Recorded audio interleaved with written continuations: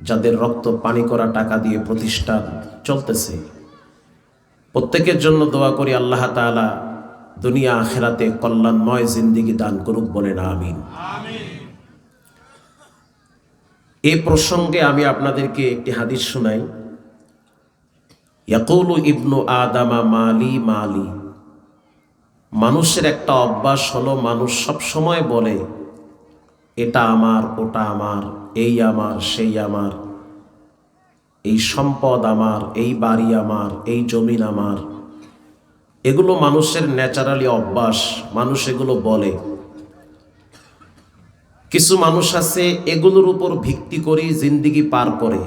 তারা মনে করে এটাই বুঝি আমার মূল পুঁজি, এটা নিয়েই হয়তো আমি দুনিয়া আখিরাতে ভালো থাকব। ওয়াহাল্লাকা মিম্মা লিকা ইয়া ইবনি আদম। আদম সন্তান ধ্বংসের ভিতরে আছে, এটা চিন্তাধারা তার ভুল, কিছুই তার না, সে এগুলোর রাখাল। যেগুলোর মালিক দাবি করতেছে সে এগুলোর প্রকৃত মালিক না। এগুলো হস্তান্তর হয়, এক হাত থেকে আর এক হাতে যায়, একজনের দখল থেকে আর একজনের দখলে চলে যায়। এবার রসুল বলেন, তাহলে কি তার? ইল্লা মা আকালতা ফাআফনাইতা। সে যেটা খায় ওটাই তার। আমার আওয়াজ, আমার কথা আপনারা কি বুঝতে পারতেছেন? মাশাআল্লাহ। যেটা আপনি খাবেন ওটা আপনার। কিছু মানুষ আছে নিজেও খায় না, কেউরে খাওয়ায়ও না, খুব হিসাবি, টাকা পয়সা খালি জমা করে রাখে। গ্যাস্ট্রিকের ব্যথায় মাজার লাগে, পিঠ ঠেকে গেছে গা, তারপরেও একটা ওষুধ কিনা খায় না, টেহা লাগবে এই ডরে। রসুল বলেছেন, যা খাবা তাই তোমার। ভালো মন্দ খান, বাচ্চাদেরকে খাওয়ান, কেন কৃপণতা করেন? আওলাবিস্তা ফাবলাইতা। যেটা মানুষ ব্যবহার করে ওটাই তার। সামর্থ্য থাকলে ভালো একটা পোশাক ব্যবহার করে, কিন্তু আমাদের অভ্যাস হয়ে গেল ভালো পোশাকগুলো আমরা আলমিরার ভিতরে আটকায় রাখি। বিবাহের অনুষ্ঠানে, নেতা নেত্রীর সাথে পার্টি অফিসে গেলে ভালো পোশাকটা পরি, সাক্ষাৎ করি। আর মসজিদে গেলে সবচেয়ে পচা জামা পরেই মসজিদে হাজিরা দিই। কথা ঠিক না বে ঠিক? আল্লাহ যেমন দামি, তার ঘর তেমন দামি। তার ঘরে হাজিরা দেওয়ার আগে, কারণ সে মেজবান, আপনি হলেন মেহমান। মেজবান সাজে না মেহমান সাজে? মেহমান সাজে। আল্লাহর ঘরে ঢুকলেন মানে আপনি কার মেহমান? আল্লাহর মেহমান। তা আপনি যদি আল্লাহর মেহমান হন, ঢুকার আগে আপনাকে চিন্তা ভাবনা করে ঢুকতে হবে যে আমার পরনে কোন পোশাক আছে, আমি পরিপূর্ণ তহারাত অর্জন করতে পেরেছি কিনা। কিছু মানুষ আছে বিড়ি খায়া কুলিও করে না, এর ভিতরে মসজিদে গিয়ে আল্লাহু আকবার, অথচ তার গন্ধে ডাইনে বামে মানুষ খাড়াইতে পারে না। যা ব্যবহার করবেন তাই আপনার। সাউন্ড এভাবেই থাকুক, হাত দিয়েন না। যেটা পরবেন ওটা আপনার। জুমার দিন ভালো একটা জামা গায়ে দিয়ে মসজিদে যাবেন, বিভিন্ন কালারিং পোশাক পরেন, সাদা 2-3টা পাঞ্জাবি বানায়া আলমিরায় ঢুকায় রাখেন, মাঝে মাঝে গায়ে দিয়ে আল্লাহর ঘরে হাজিরা দেন, মনে হবে ফেরেশতা নামাজে দাঁড়িয়ে আছে। রসুল বলেছেন, যা ব্যবহার করবা তাই তোমার। খাবা, ব্যবহার করবা, এগুলো থেকে যাবে, শেষ হয়ে যাবে। আও তাসাদ্দাকতা ফাআমযাইতা। রসুল বলেছেন, আল্লাহর রাস্তায় যেটা ব্যয় করা হয় ওটা স্থায়ী হয়, ওটা থেকে যায়। কিয়ামতের ময়দানে ওটাকে আল্লাহ উহুদ পাহাড় পরিমাণ দাঁড় করায়া তাকে নাজাতের ব্যবস্থা করে দেয়। তো মাদ্রাসা যারা চালাচ্ছেন তাদের জন্য খুশনসিব, জীবনের অন্যতম একটি ভালো কাজ করতেছেন। সুমধুর কণ্ঠস্বর, মুফাসসিরে কোরআন, ইসলামিক ব্যক্তিত্ব হযরত মাওলানা মাহমুদুল হাসান সাহেব দামাত বরকাতুহুল আলিয়া কুয়াকাটা। আমি হযরতকে তার জ্ঞান গরিমায় কোরআন ও হাদিসের আলোচনায় আলোচনা পেশ করার জন্য বিশেষভাবে অনুরোধ করছি। আসসালামু আলাইকুম ওয়া রাহমাতুল্লাহি ওয়া বারাকাতুহু। মনিটরের সামনে ইন্নাল হামদালিল্লাহ ইন্নাল হামদালিল্লাহিল আকরামিল্লাযী খালাকাল ইনসান خلق الإنسان وكرم وعلمه من البيان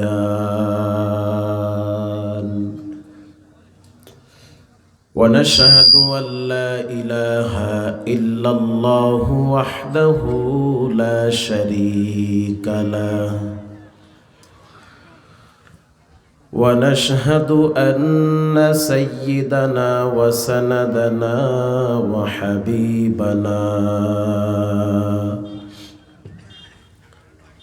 وحبيب ربنا وطبيبنا وطبيب قلوبنا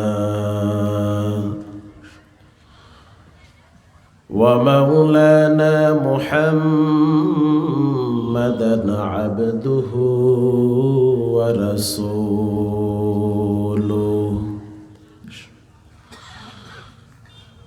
الذي أرسله بالحق بشيرا ونذيرا وداعيا إلى الله بإذنه وسراجا منيرا وبعد فأعوذ بالله من الشيطان الرجيم بسم الله الرحمن الرحيم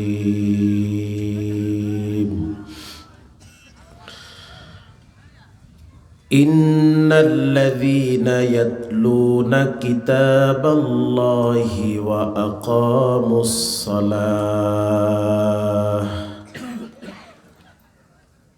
وأنفقوا مما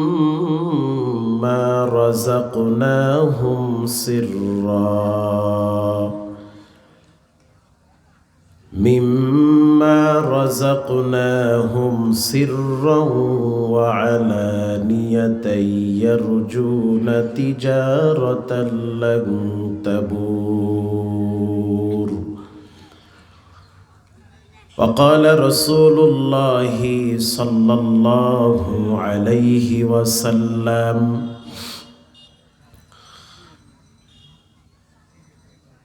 من يرد الله به خيرا يفقهه في الدين এটার কাছে আনেন আরো মনিটরটাকে আরো কাছে আনেন হ্যাঁ তা কই সাউন্ড কই কানে সাউন্ড দেন আরো আর টন ভলিউম দেন ঘুম কমান سبحانك لا علم لنا إلا ما علمتنا إنك أنت العليم الحكيم رب اشرح لي صدري ويسر لي أمري واحلل عقدة من لساني واحلل عقدة من لساني يفقه قولي الحمد لله এখানে গরম পানি আছে চা গরম পানি কিছু আছে আলহামদুলিল্লাহ জামিয়াতুস সুন্নাহ দারুল উলুম মাদ্রাসার উদ্যোগে আয়োজিত হাফেজ ছাত্রদের পাগড়ি প্রদান উপলক্ষে এক বিশাল ইসলামী জলসা সম্মানিত সভাপতি আলহাজ মোহাম্মদ আনোয়ার হোসেন সাহেব প্রতিষ্ঠাতা সভাপতি অত্র মাদ্রাসা প্রধান অতিথি আলহাজ হযরত মাওলানা শরীফুল ইসলাম সাহেব বারাকাল্লাহু ফি হায়াতি, আমন্ত্রিত ওলামায়ে কেরাম, গণ্যমান্য ব্যক্তিবর্গ, সুধী সমাজ, দিন প্রিয়, ইসলাম প্রিয়, ধর্মপ্রাণ মুসলমান ভাইরা, আল্লাহ রাব্বুল ইজ্জত ওয়াল জালালের দরবারে অসংখ্য অগণিত শুকরিয়া যে মহান রব্বুল আলামিন আমাদেরকে প্রচণ্ড ঠান্ডাকে উপেক্ষা করে দলমত নির্বিশেষে হিংসাত্মক মনোভাব দূর করে এহকাল জীবনে শান্তি, পরকাল জীবনে মুক্তির সন্ধানে বেহেশতের বাগান, জান্নাতের বাগান, সুশৃঙ্খল সুন্দর পরিবেশে মনোমুগ্ধকর একটি জায়গায় কোরআন ও সুন্নাহ ভিত্তিক কিছু কথা আমলের নিয়াইতে শ্রবণ করার জন্য কবুল করেছেন। এজন্য দিল থেকে সকলেই শুকর আদায় করি, আলহামদুলিল্লাহ।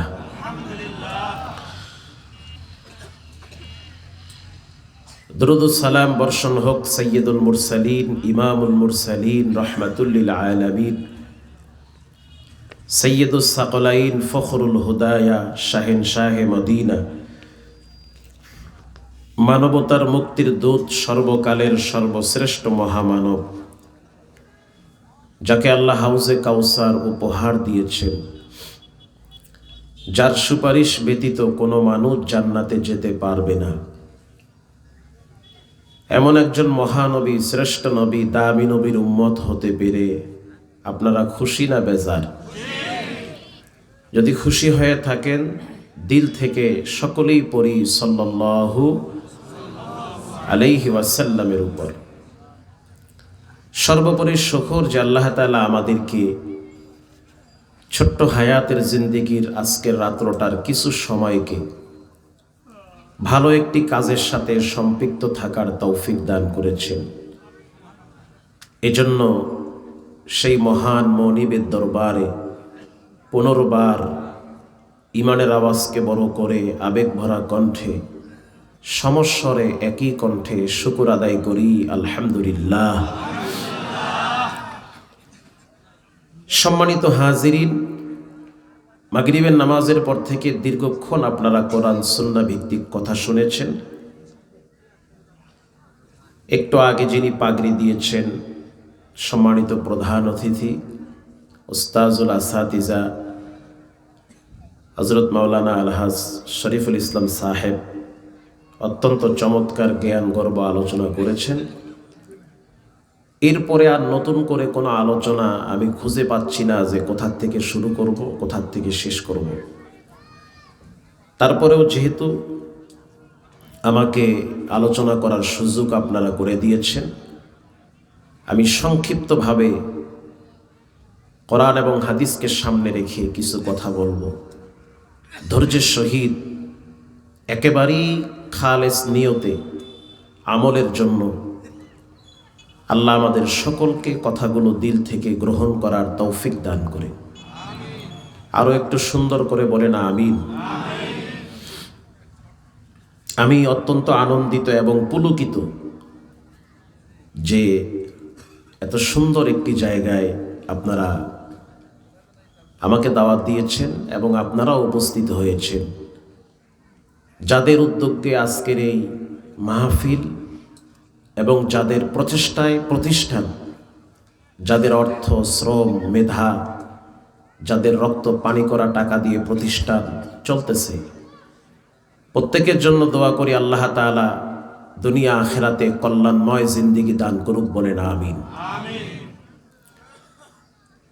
এই প্রসঙ্গে আমি আপনাদেরকে একটি হাদিস শোনাই। ইয়াকুলু ইবনু আদামা মালি মালি। মানুষের একটা অভ্যাস হলো, মানুষ সব সময় বলে এটা আমার, ওটা আমার, এই আমার, সেই আমার, এই সম্পদ আমার, এই বাড়ি আমার, এই জমিন আমার। এগুলো মানুষের ন্যাচারালি অভ্যাস, মানুষ এগুলো বলে। কিছু মানুষ আছে এগুলোর উপর ভিত্তি করে জিন্দেগি পার করে। তারা মনে করে এটাই বুঝি আমার মূল পুঁজি, এটা নিয়েই হয়তো আমি দুনিয়া আখেরাতে ভালো থাকব। ওয়াহাল্লাকা মিম্মা আলিকা ইয়া ইবনি আদম, আদম সন্তান ধ্বংসের ভিতরে আছে। এটা চিন্তাধারা তার ভুল, কিছুই তার না, সে এগুলোর রাখাল। যেগুলোর মালিক দাবি করতেছে সে এগুলোর প্রকৃত মালিক না। এগুলো হস্তান্তর হয়, এক হাত থেকে আর এক হাতে যায়, একজনের দখল থেকে আর একজনের দখলে চলে যায়। এবার রসুল বলেন, তাহলে কি তার? ইল্লা মা আকালতা ফাআফনাইতা, সে যেটা খায় ওটাই তার। আমার আওয়াজ, আমার কথা আপনারা কি বুঝতে পারতেছেন? মাশাআল্লাহ। যেটা আপনি খাবেন ওটা আপনার। কিছু মানুষ আছে নিজেও খায় না, কেউরে খাওয়ায়ও না, খুব হিসাবি, টাকা পয়সা খালি জমা করে রাখে। গ্যাস্ট্রিকের ব্যথায় মাজার লাগে, পিঠ ঠেকে গেছে গা, তারপরেও একটা ওষুধ কিনা খায় না, টেহা লাগবে এই ডরে। রসুল বলেছেন, যা খাবা তাই তোমার। ভালো মন্দ খান, বাচ্চাদেরকে খাওয়ান, কেন কৃপণতা করেন?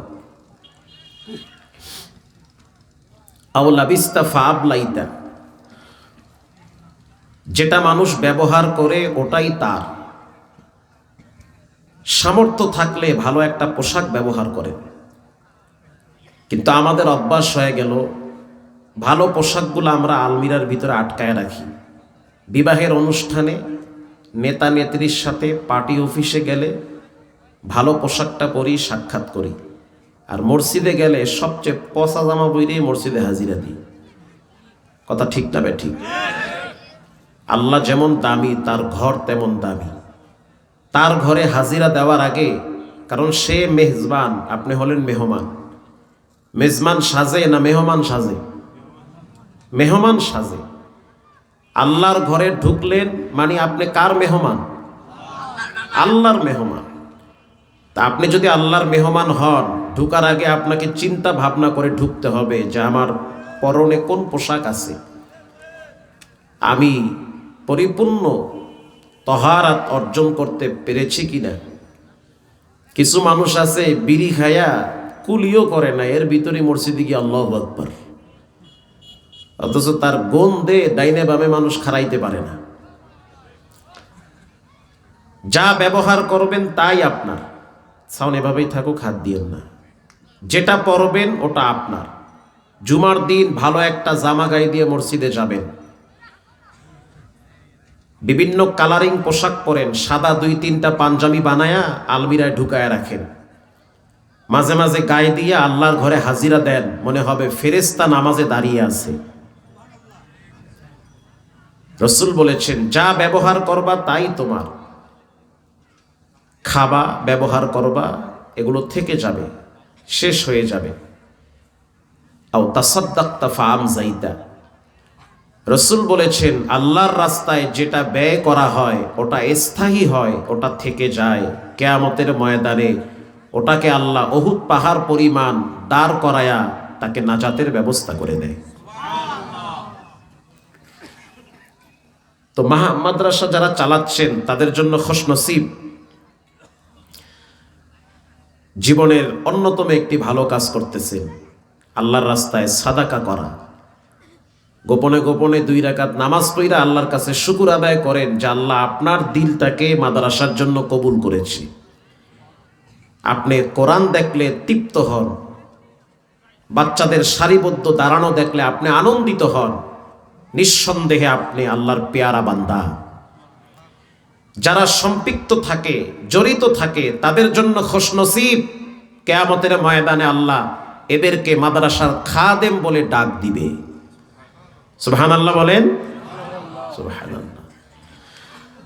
প্রত্যেকটা মানুষের একটা স্বপ্ন থাকে, যে ডাকাত তারও একটা স্বপ্ন থাকে যে আমি মরলে জন্য ভালো জায়গায় আমারে মাটি দেয়।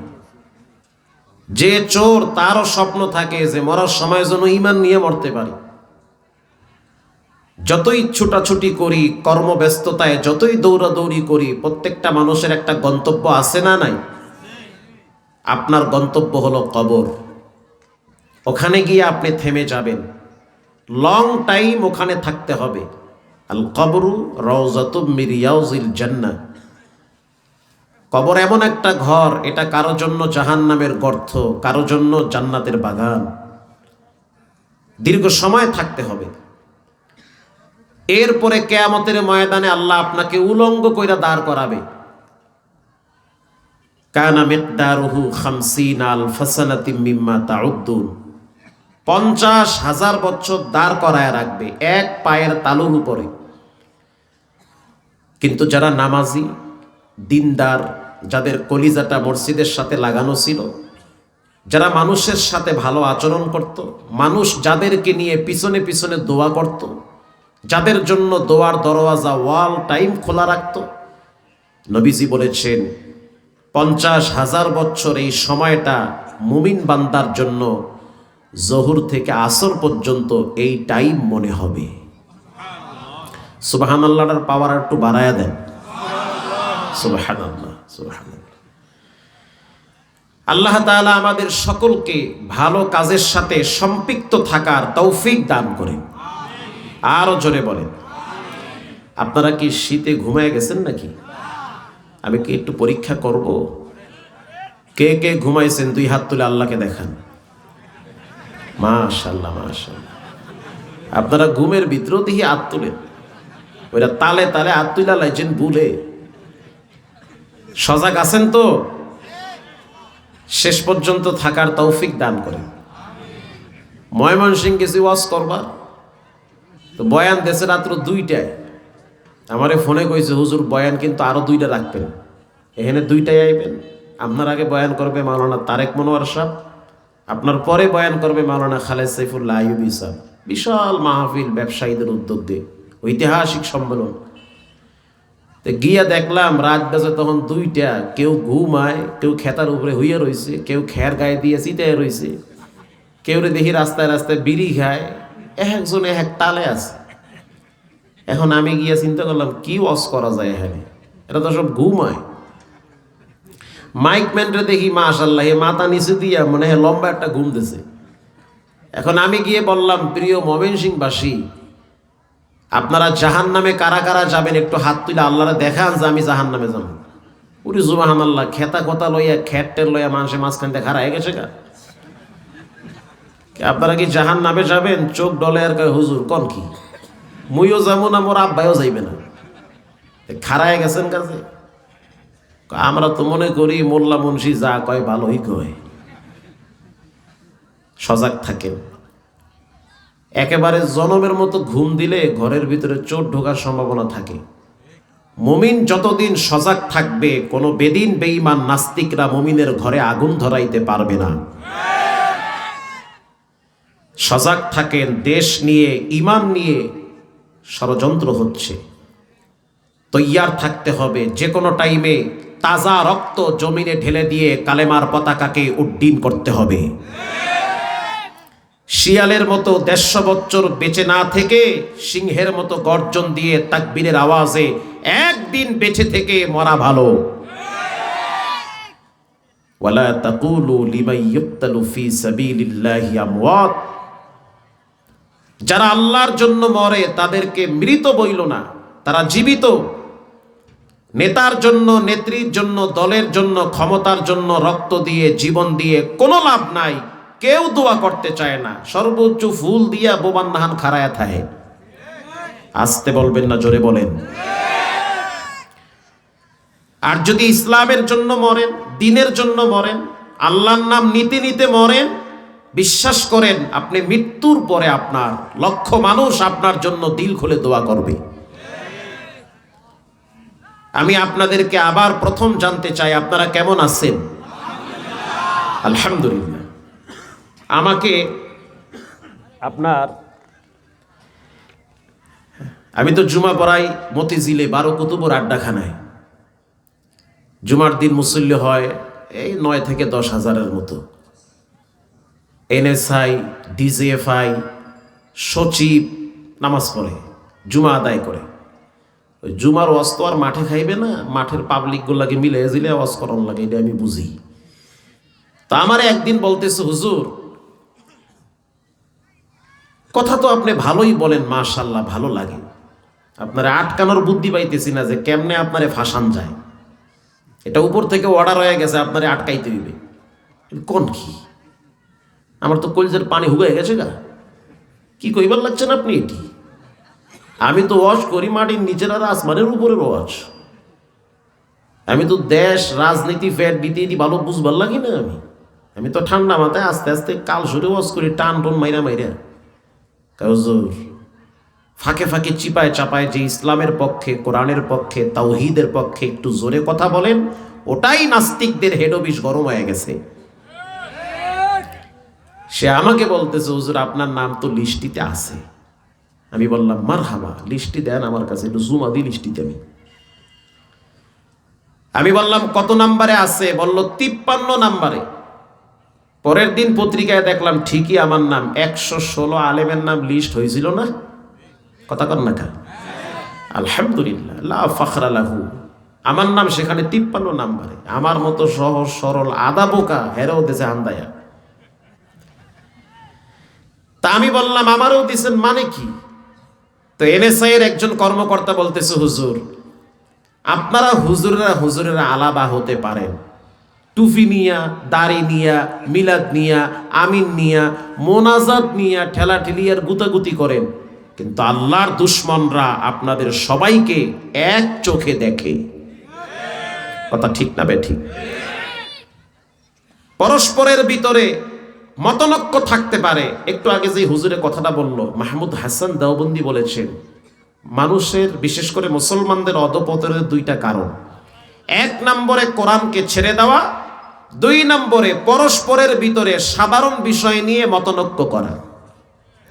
যে বলবে আমার রব আল্লাহ, যে বলবে আমার ধর্মগ্রন্থ কোরআন, যে বলবে আমার কাবা আল্লাহর ঘর বাইতুল্লাহ, যে বলবে আমার শেষ নবী মুহাম্মদুর রাসূলুল্লাহ, তার সাথে আমার দ্বন্দ্ব নাই, সে আমার ভাই, তার উপরে আঘাত করলে আমি তার পাশে থাকব। এটাই হলো একজন মুমিনের পরিচয়। আজকে আমাদের ভিতরে টুকটাক জিনিস নিয়ে দ্বন্দ্ব করে করে মসজিদ মাদ্রাসা ভেঙ্গে আলাদা আলাদা হয়ে যায়। এটা ঠিক না। আপনি আমি সাধারণ বিষয় নিয়ে দ্বন্দ্ব করি, এটার কারণে আল্লাহর দুশমনরা রাসূলুল্লাহকে গালি দেওয়ার সুযোগ পায়। বদরগঞ্জের মাটির থেকে স্পষ্ট দ্ব্যর্থহীন ভাষায় জানিয়ে দিতে চাই, বাংলার তৌহিদি জনতা ঐক্যবদ্ধ হয়েছে। অনেক নেতা নেত্রী দল ক্ষমতা রাষ্ট্র পরিচালনা দেখেছে, এবার দেখা শেষ। এবার আমরা কোরআনের বাংলাদেশ দেখতে চাই। রাগ করলেন নাকি? মনে কষ্ট পাইলেন? এ কথায় তো মুমিন শান্তি পায়, মুনাফিক কষ্ট পায়। আল্লাহ তাআলা আমাদের সকলকে দ্বীন ও ইসলামের পক্ষে মৃত্যু পর্যন্ত থাকার তৌফিক দান করেন। ভাই পারেন না তবে চেষ্টা করেন। তাফসীরে রুহুল মানিতে আসছে, ইব্রাহিম নবীরে যখন আগুনে ফালায়, গোটা পৃথিবী নমরুদের দিকে, কেউ নাই ইব্রাহিম নবীর পক্ষে। ইব্রাহিম নবী একা তাওহীদের পক্ষে ছিল। লা রাজ্জাকা ইল্লাল্লাহ, লা মা'বুদা ইল্লাল্লাহ, খেনে ওয়ালা, খিলানে ওয়ালা, রিজিক দেনে ওয়ালা, সিজদা করনে ওয়ালা একজনের জন্য, তিনি হলেন কে? এই স্লোগান ইব্রাহিম নবী দেওয়ার কারণে আপনারা জানেন তার বড় দুশমন ছিল তার নিজের বাবা আজর। নিজের বাপ তার এগেনিস্টে দাঁড়িয়ে গিয়েছে যে না, তোমার এই কথা মানতে চাই না, আমি নমরুদের মাইনা নিছি, হে আমার রব। বলেন নাউজুবিল্লাহ। তো হক কথা, কোরআনের কথা, এরকম প্রতিষ্ঠান চালানোর ক্ষেত্রে অনেকের কথা আপনাকে হজম করতে হবে। এটা হলো নবীওয়ালা আদর্শ। অনেক কথা মানতে হবে, আপনাকে হজম করতে হবে। ওই সময় ইব্রাহিম নবীর আগুন নিবানোর জন্য একটা ব্যাঙ, আর এক বর্ণনায় আসছে একটা পাখি। তো ব্যাঙের বর্ণনাটা একটু শক্ত। ব্যাঙ বারবার লাভ দেয় আর মুইতা মুইতা পানি আগুন নিবাইবার চায়। তো ব্যাঙের প্রস্রাব কি এক গাবলা না, এক বালতি? তো অল্প একটু, ও দিয়া তো কিছুই হয় না। ও কোন জায়গায় মরছে হ্যাঁ তো দেখা যায় না। তো ব্যাঙ বারবার লাভ দেয় আর আগুন নিবাইতে চায়। তো একজনে বলল, এই তুমি একটা ক্ষুদ্র প্রাণী, তুমি এই প্রস্রাবের মাধ্যমে কেমনে ইব্রাহিম নবীর আগুন নিবাবা? তখন ব্যাং যেই জবাব দেয়, এই জবাব শুনলে আপনি আশ্চর্য হয়ে যাবেন। ব্যাং বলে যে আমার রব যিনি, ইব্রাহিম নবীর রবও তিনি। আমি জানি আমার এই প্রস্রাবের দ্বারা ইব্রাহিম নবীর আগুন নিববে না, তবে আমি আল্লাহকে দেখায়া দিতে চাই গোটা পৃথিবী ইব্রাহিম নবীর বিরুদ্ধে গেল, আমি ব্যাং ইব্রাহিম নবীর পক্ষে আছি। আপনার কথার দ্বারা, আওয়াজের দ্বারা ইসলামের তেমন উপকার না হলেও আপনি ইসলামের পক্ষে, কোরআনের পক্ষে এটা পরিচয় দিতে হবে। কথা ঠিক না ঠিক? এটা আল্লাহকে দেখাতে হবে যে আল্লাহ আমি আপনার পক্ষে আছি, আমি চেষ্টা করতেছি। কুল ইন্না সালাতি ওয়া নুসুকি ওয়া মাহইয়ায়া ওয়া মামাতি লিল্লাহি রাব্বিল আলামিন। আমার নামাজ, আমার কোরবানি, আমার বেঁচে থাকা, আমার মরে যাওয়া একজনের জন্য হবে। চিৎকার মেরে বলেন তিনি হলেন কে? এটা আল্লাহ শিখায়া দিছে, বান্দা তুমি বলো।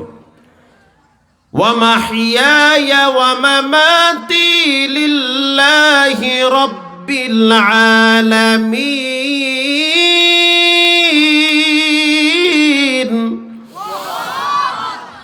আমার মরে যাওয়া, আমার বেঁচে থাকা, এটা যেন আল্লাহর জন্য হয়।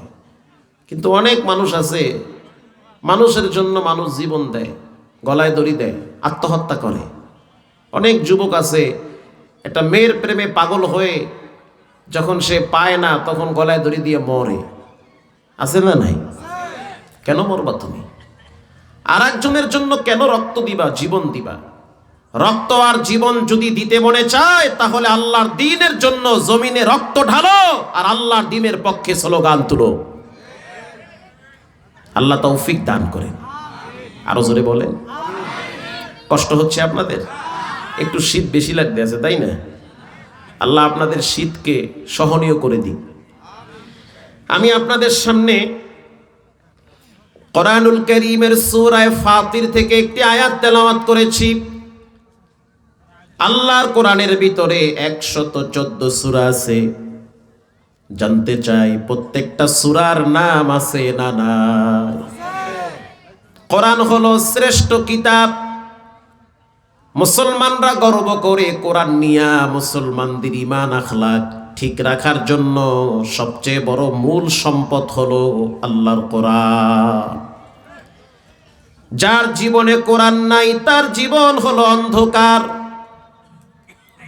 যে ব্যক্তি কোরআন পড়তে পারে না তার মতো কপাল পোড়া জমিনে আর কেউ নাই। কিয়ামতের ময়দানে কোরআন আপনার বিরুদ্ধে মামলা দায়ের করবে যদি আপনি কোরআন না বুঝেন, পড়তে না পারেন, কোরআনের পক্ষে না থাকেন। এজন্য নিয়মিত কোরআন তেলাওয়াত করেন, কোরআনের 2-4টা আয়াত বুঝার চেষ্টা করেন। কোরআন মোতাবেক ব্যক্তি জীবন, পারিবারিক জীবন, রাষ্ট্রীয় জীবন চালান। আর দীপ্ত শপথ গ্রহণ করেন, জীবনের শেষ ইচ্ছা থাকবে যে এই কোরআন শুধু ঘরে আর মসজিদে থাকবে না, কোরআন পার্লামেন্টে, সংসদে নিতে হবে।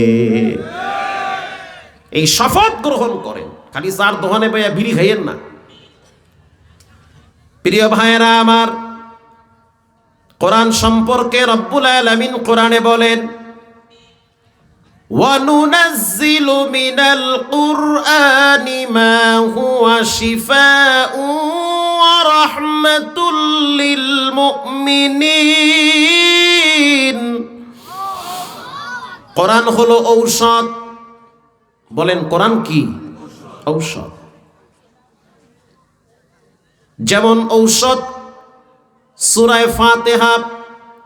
আল্লাহর নবী বলেন, ঘরের ভিতরে কেউ যদি অসুস্থ হয়, কারো বাচ্চার মাথায় যদি ব্যথা ওঠে, পেটে যদি ব্যথা শুরু হয়ে যায়, অন্ধকার রাত, যেতে পারবেন না ডাক্তারখানায়, নাই কোনো যানবাহনের ব্যবস্থা, অথবা স্ত্রী প্রেগনেন্ট, পেটে বাচ্চা কষ্ট পাইতেছে, বাচ্চা পা দিয়া লাথি মারছে, আল্লাহর রাসূল বলেন, কেউ যদি সূরা ফাতিহা 7 বার পরে পানিতে ফু মেরে পান করে, আল্লাহ তাকে রোগ থেকে আরোগ্য দান করবে। সুবহানাল্লাহ। আল্লাহর কোরআন হলো ঔষধ। যে সমস্ত ছেলেমেয়েরা মা বাবার সাথে বেয়াদবি করে, তারা যেন নিয়মিত কোরআন শিখার জন্য ছেলে মেয়েদেরকে মক্তবে পাঠায়। সন্তান যদি কোরআন পড়ে, কোরআন বুঝে, আল্লাহর কসম ওই ছেলে মেয়েরা কখনোই মা বাবাকে শেষ বয়সে বৃদ্ধাশ্রমে পাঠাতে পারে না, পাঠাতে পারে না। হযরত ওমর রাদিয়াল্লাহু তাআলা আনহু দরবারে এক মুরব্বী মামলা নিয়ে গেছে ছেলের বিরুদ্ধে। আমিরুল মুমিনিন, আমার সন্তান খোঁজ খবর নেয় না, ভরণ পোষণ দেয় না, সন্তান আমার কথা শোনে না, আমি তো বুড়া হয়ে গেছি, এখন আমার সন্তানকে আমার পাশে রাখা খুব প্রয়োজন। হযরত ওমর রাদিয়াল্লাহু তাআলা আনহুর আদালতে সেই যুবককে দাঁড় করায় দেওয়া হয়। এবার হযরত ওমর রাদিয়াল্লাহু তাআলা আনহু যুবককে প্রশ্ন করলো, যেই লোকটা তোমার সামনে দাঁড়িয়ে আছে, ইনি তোমার কি হয়? বলে, আমিরুল মুমিনিন, ইনি আমার বাবা হয়। তোমার বাবা তোমার বিরুদ্ধে মামলা দায়ের করছে, তুমি তোমার বাবার সাথে আচরণ ভালো করো না, খোঁজ খবর নেও না, কেন এমনটা করো? মানুষের বয়স হয়ে গেলে মানুষের স্বভাব চরিত্র বাচ্চাদের মতো হয়ে যায়, কথা ঠিক না? মানুষ যখন বুড়া হয়ে যায়, বৃদ্ধ হয়ে যায়, তখন তাদের কথাবার্তা, মেজাজ, মানসিক অবস্থা বাচ্চাদের চেয়েও দুর্বল হয়ে যায়। হযরত ওমর রাদিয়াল্লাহু তাআলা আনহু যখন দেখলেন বিষয়টা খুব জটিল, এবার প্রশ্ন করলেন, যুবক, বাবার হক যদি আদায় না করো, তাহলে আমার তরবারি তোমার সাথে মোকাবেলা করবে। আল্লাহু আকবার। কে সেই ওমর, যেই ওমর সম্পর্কে রাসূল বলেছেন, লাউ কানা বাদি নাবিয়্যান লাকানা উমর, নবীর পরে কেউ যদি নবী হইতো, রব্বুল আলামিন হযরত বলেন। এবার হযরত ওমর রাদিয়াল্লাহু তাআলা আনহু বলল, দায়িত্ব বাবার আগে। বলেন, দায়িত্ব কার আগে? আব্বার আগে। যারা বাপ হইছেন না, সোজা হইয়া যাইয়েন, টালটি পাল্টি করলে ধরা দুনিয়াও খাইবেন, মরার পরে তো বাটাম ফাটা আছেই, কথা ঠিক না ব্যাঠি? আর ঠিক কথা, হাসি আর থাকবে না, চেহারা কালো হইয়া যাইবে, মনে চাইবে গলায় দড়ি দিয়ে মরি, এই জ্বালা যন্ত্রণা সহ্য হয় না। যত দিন চাইতেছে মানুষের ভিতরে মনুষ্যত্ব নষ্ট হইতেছে, পশুর চরিত্র মানুষ লালন করতেছে। একটা কুকুর আর একটা কুকুরের কাছে নিরাপদ থাকে, বর্তমান যুগে একটা মানুষ আর একটা মানুষের কাছে নিরাপদ থাকে না। সেই রকম একটা যুগ আমরা অতিবাহিত করতেছি। হযরত ওমর রাদিয়াল্লাহু তাআলা আনহু বলেন, দায়িত্ব বাবার আগে। যুবক বলল, আমিরুল মুমিনিন, তাহলে বলেন বাবার দায়িত্ব কি কি? আপনি একটু বলেন, আব্বাইও শুনুক, আমিও শুনি। কিছুদিন পর তো আমিও বাপ হব, দায়িত্ব সম্পর্কে আমার জানার দরকার আছে না না? বলেন, আমিও শুনি, আব্বাইও শুনুক। যেই বলছে আব্বাইও শুনুক, মুরব্বির চেহারা কালো হয়ে গেছে। সে মনে করছি যে আমি মামলা দিব, পোলায় দেখি ফেঁসায় গেছে, উল্টে আমার ভাসাইতে আছে। হযরত ওমর রাদিয়াল্লাহু তাআলা আনহু বলেন, বাবার 1 নম্বরের দায়িত্ব সন্তানের জন্য ভালো একটা মা নির্ধারণ করা। উরি সুবহানাল্লাহ, দি গোড়ায় আইছে, এক্কেরে গোড়ায় আইছে। হ্যাঁ যুবক, সাবধান। টালটি বাল্টি কইরা যদি এদিক সেদিক দিয়া মেয়ে নিয়ে আসো আর সংসার করো, একটা সময় ধরা খাওয়া লাগতে পারে। বংশ গোত্র মা বাবা দেখে শুনে এরপরে বিবাহ করতে হবে। আনে দানে মুখ দিলে মুখ পুড়ে যাবে। হযরত ওমর এটাই বলল, বাবার প্রথম দায়িত্ব সন্তানের জন্য ভালো একটা মা নির্ধারণ করা। ভালো ফল আশা করার আগে ভালো গাছ লাগাতে হবে। কাঁচায় না নইলে বাঁশ, পাকলে করে ঠাস ঠাস। এটা আমগো বরিশালের ভাষা। বাঁশ চেনেন আপনারা? বাঁশ একটা বাঁশ যদি আপনি বেঁকা কইরা লাগান, বাঁশটা কি সোজা হইবে না বেঁকাই থাকবে? বেঁকাই থাকবে। বাঁশের মাথা যখন সেহন হইয়া বাইরে, তখন যদি টানতে টানতে বেহা বানান, ওইটা আস্তে আস্তে বেহা হওয়া সম্ভব। কিন্তু বাঁশ যদি পাইকে যায়, তখন যদি আপনি নোয়াইতে যান, বাঁশ কি নইবে? কি করবে? ঠাস ঠাস করবে। কাদা চিনেন? কাদা? কাদায় যদি ওয়ালে লাগায়, কাদা কি ওয়ালে লাগে না পড়ে যায়? লেগে যায়। সেম এই কাদাটা যদি আপনি রোদে শুকান, এরপরে শক্ত বানায় যদি ওয়ালে মারেন, ওয়ালে লাগে না পরে? লাগবে না, ওটা পইরা যাইবে। ওটা পরেই না, মাঝে মাঝে আপনার নাকে আইসা নাকের ক্ষতি করতে পারে। বাচ্চারা হলো কাদার মতো। সকালবেলা যদি কাঁচামরিচ আর পেঁয়াজ আর ফান্তা খাইয়া হারা দিন পোলাও কর্মা আর বিরিয়ানি খান, সন্ধ্যার টাইমে ঢেক হইবে কোনটা? কাঁচামরিচ পেঁয়াজের। তো বাচ্চারা হলো কাদার মতো। নতুন বিয়ে যখন করবেন, বউ তখন কাদার মতো থাকে। কথা কন না কা? বউ তখন কাদার মতো থাকে, তখন যেমনে চালাইবেন বউ হেমনি চলবে। দুই একটা বাচ্চা কাচ্চা হওয়ার পরে ম্যাডামের শক্তি বাইরে যায়, তখন বেতাল করবেন, রাস্তা আপনি মাপবেন, তারা রাস্তা মাপবে না, আপনারা সোজা করে ছাড়বে। আচ্ছা বলেন, একটা গাছ যদি আপনি বেঁকা করে লাগান, আম গাছ, জাম গাছ, কাঁঠাল গাছ, ওই গাছটা তো বেঁকা হইয়া মোটা হয়। 30 বছর পর যদি পুরা ফ্যামিলির সদস্য মিলা গাছটারে সবাই মিলা সোজা করতে যান, সোজা হইবে? আপনি সোজা হইয়া যাইবেন। আপনি সোজা হবেন, কিন্তু গাছ সোজা হবে হবে না। আগের যুগে মা বোনরা বিয়ে শাদী হওয়ার পরে যাদের বাচ্চা কাচ্চা দুনিয়াতে আসার সময় হয়ে যায়, পেটে বাচ্চা নিয়ে তারা ঘরে আড়াল হয়ে যেত, মানুষের চোখের সামনে আসতো না, না জানি বদ নজরওয়ালাদের চোখ পড়ে, ঘরে সেফ হয়ে যেত। আর এখন এমন একটা যুগে বসবাস করি, আই হায়, কিছু মা বোনেরা আছে পেটে বাচ্চা আসলে প্যাট সহ ফেসবুকে আলহামদুলিল্লাহ ছাড়িয়া দেয়। কথা ঠিক না বে ঠিক? জি ঠিক কথা। তো কয়দিন পরে পোলা হইছে, লইয়া গেছে হুজুরের দ্বারে। ম্যাডামে কইতে আছে যে, এই তুমি একটু হুজুরের দ্বারে নিয়ে একটু ফুটু দিয়ে আনো, দেশের অবস্থা ভালো না, ফুফা না পাইলে ঝামেলা বাড়তে পারে। হুজুরের দ্বারে নিয়ে কয়, হুজুর একটু পোলাটারে ফু দিয়ে দেন। পোলার নাম কি? হুজুর খুব ভালো নাম রাখছে, আমি আর আমার ম্যাডামে মিল্লা ফাইন নাম রাখছে। কি নাম? নাম হয়েছে তুফান। ওরে আল্লাহ, কয় কি তুফান? হুজুরে করছে কি, মারছে দৌড়। হুজুর হাদিয়া নেবেন না? ফু দিয়া যান, হাদিয়া লইয়া যান। তোর হাদিয়া তুই খা, এই তুফানে আমার ঘর ভাঙছে 7 বার। হুজুরের বাড়ি হয়েছে পদ্মা নদীর কিনারায়, মাঝে মাঝে নদী ভাঙ্গে না? তো হুজুরে চিন্তা করতে আছে, ওই তুফানে তো আমার ঘর ভাঙছে 7 বার, এই তুফান কি এই তুফান নিয়ে আল্লাহ জানে। আবার ভালো নাম রাখতে হবে। হযরত ওমর রাদিয়াল্লাহু তাআলা আনহু বলেন, বাবার প্রথম দায়িত্ব সন্তানের জন্য ভালো একটা মা নির্ধারণ করা। আমি তো গর্বের সহিত বলতে পারি, আমার বাপ যেদিন আমার মায়ের বিয়া করছে, টোটাল 30 পারা এক জায়গায় পড়ে তারপরে বিয়া করছে।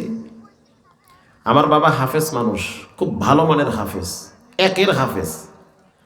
যখন মায়ের প্রস্তাব পাঠাইছি বিয়ার, আমার মামা নানা সবাই আলেম ওলামা। তো এলাকার কিছু মানুষ কইতে আছে, ও হাফেজ ঠিক কিন্তু ইয়াদ নাই, বেশি জুত করতে পারবে না। তখন আমার আব্বা তো খুব রাগী মানুষ, চেতা রাগী, আমার ইয়াদ নাই। ঠিক আছে, 30 পারা এক জায়গায় সব পড়মু, পারলে বিয়ে করমু, না পারলে আর এক জায়গায় গিয়ে বিয়ে করবো। পুরা মহল্লায় পুরা গ্রামে সবাই জানে। তো বিয়ে করার আগে জাত গোষ্ঠী দেখে বিয়ে করা লাগে, আবেগের ঠেলায় দৌড় মারলে হয় না, পরে কিন্তু পায়ের নিচের মাটিও থাকে না। হযরত ওমর রাদিয়াল্লাহু তাআলা আনহু বলেন, বাবার প্রথম দায়িত্ব সন্তানের জন্য ভালো একটা মা নির্ধারণ করা। মা যদি দিনদার হয়, নেককার হয়, কোরআন পড়নেওয়ালা হয়, আল্লাহর কসম দিয়া বললেও কাফারা দেওয়া লাগবে না, মায়ের নেকির কিছু প্রভাব বাচ্চার উপরে পড়ে। মা বাচ্চা পেটে নিয়ে বসে বসে কোরআন তেলাওয়াত করে, তসবিহ পড়ে, জিকির করে, দোয়া কালাম পড়ে, আর ভয়তে থাকে না জানি আমার বাচ্চাটা প্রতিবন্ধী হয়, না জানি আমার বাচ্চাটা মারা যায়। এই ভয়ের কারণে মা যায় নামাজে রাত দিন কাটায় দেয়। প্রিয় ভাইয়েরা আমার, হযরত ওমর রাদিয়াল্লাহু তাআলা আনহু বলেন, বাবার প্রথম দায়িত্ব সন্তানের জন্য ভালো একটা মা নির্ধারণ করা। যুবক কয়, আমার বাপ মনে হয় এই জায়গায় ঝামেলা করছে। বাবার 2 নম্বরের দায়িত্ব সন্তানের জন্য ভালো একটা নাম রাখা। বাবার 3 নম্বরের দায়িত্ব সন্তানকে কোরআন শিক্ষা দেওয়া। কারণ সন্তান যদি কোরআন না চিনে, সন্তান মা বাবার হক বুঝবে না। মা বাবার হক সম্পর্কে সবচেয়ে বেশি আলোচনা আসছে কোরআনে। কেমন আলোচনা? শুধু এতটুকুন বলি, উফিউ ওয়ালা তানহারুহুমা। সন্তান, এমন ব্যবহার করিও না যে মা শব্দটা বলে। এমন আচরণ করিও না যে মা নিঃশ্বাস ছেড়ে বলে, ছেলেটা করলো কি। আল্লাহ বলে, এটা তোমার জন্য পতনের জন্য যথেষ্ট হয়ে যাবে। শব্দটাও যেন মা না করে। এটা সেন্সিটিভ জায়গা, স্পর্শকাতর বিষয়, এটা মারাত্মক জায়গা। সব জায়গায় বেয়াদবি চলে। মা বাবার জায়গায় বেয়াদবি করলে নিজের পায়ে নিজেই কুড়াল দেয়। হযরত ওমর রাদিয়াল্লাহু তাআলা আনহু বলেন, বাবার 2 নম্বরের দায়িত্ব সন্তানের জন্য ভালো একটা নাম রাখা। 3 নম্বরের দায়িত্ব সন্তানের জন্য কোরআন শিক্ষা দেওয়া। এবার যুবক বলতেছে, আমিরুল মুমিনিন, রাগ করিয়েন না, বাবাকে একটু বলেন আমার মাকে কেমনে বিয়ে করছে। হযরত ওমর বলতেছে, মুরব্বি সত্য করে বলো, এই যুবকের মায়েরে কেমনে বিয়ে করছে। যুবকের কথা শুনে আমার মনে হয় মাঝখানে কোনো ঝামেলা আছে। মুরব্বির হাত পাও কাঁপা শুরু হয়ে গেছে। মুরব্বি বলে, আমিরুল মুমিনিন, এখানে তো আর মিথ্যা বলা যাবে না। আমি এই যুবকের মাকে রাখালের ঘর থেকে ভাগায়া নিয়ে আসছি। সুবহানাল্লাহ না নাউজুবিল্লাহ? তা কিছু একটা কইেন, আউজুবিল্লাহ না নাউজুবিল্লাহ? এই যুগে এরকম ঘটনা ঘটে না? 3 বাচ্চার মা জায়গা আর একজনের লাগে। কেমনে বিয়া, কেমনে তালাক, কোনো আও বাও নাই। ফোনে কইছে হ্যালো, এক হ্যালোতেই জীবন শেষ। ঠিক না ঠিক? হযরত ওমর রাদিয়াল্লাহু তাআলা আনহু বলেন, সন্তানের নাম কি রাখছো? বলে, সন্তানের নাম হলো হাফেল। খাইছো, তোর কপাল তুই খাইছো। হাফেল মানে ধ্বংস হয়ে যাওয়া। এবার জানতে চাই, সন্তানকে কোরআন চিনাইছো? কয় না, চিনাই নাই। কয় নিজের পায়ে নিজে কুড়াল দিছো, সন্তানের দোষ নাই, দোষ হইছে বাবার। আমি তো আমার আব্বারে দেখছি সকালবেলা চিকন কঞ্চি নিয়া মসজিদের বারান্দায় বসে থাকতো। একদিন যদি মসজিদে দেরি করে যেতাম, পাছার কাপড় টান কইরা 3টা বাড়ি মারতো। বড় শক্ত দিলওয়ালা বাবা আমার। বর্তমান সমাজের মা বাবারা সবচেয়ে বড় ভুল করে এই জায়গাটায়। প্রাইভেট কোচিং আর স্কুল নিয়ে যেই পরিমাণ ব্যস্ত থাকে, এর অর্ধেক ছেলে মেয়েদেরকে নামাজের বেলায় শাসন করে না। তা আপনি ধরা খাইবেন না, খাইবে কিনা? মরার আগে মাইয়া বলা যদি নামাজ না পড়ে, দোষ মাইয়া বলার না, দোষ সব আপনার। ওই হুজুরের কাছ থেকে পানি পড়ার তাবিজ দিলে কাম হইবে না, নিজের পায়ে নিজে কুড়াল দিছেন। জি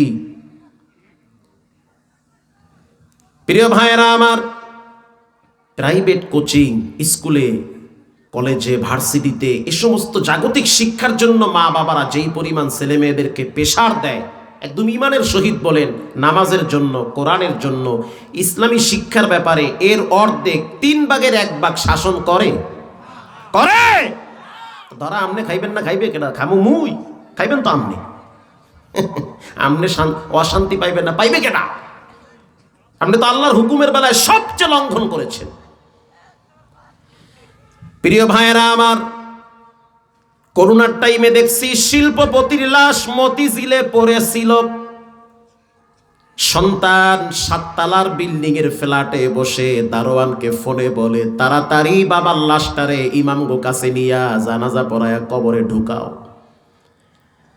দারোয়ান বলল, স্যার নিচে নামেন, বাবার কাছে আসেন। বাবার লাশ গাড়ি পার্কিং এর জায়গায় পড়ে আছে। সন্তান বলতে আছে, আমরা ফ্ল্যাট ভাগ করা নিয়ে ব্যস্ত আছি, বাবার লাশটারে ধইরা কবরে রাখো, টাকা পয়সা যা লাগে দিব। বলেন নাউজুবিল্লাহ।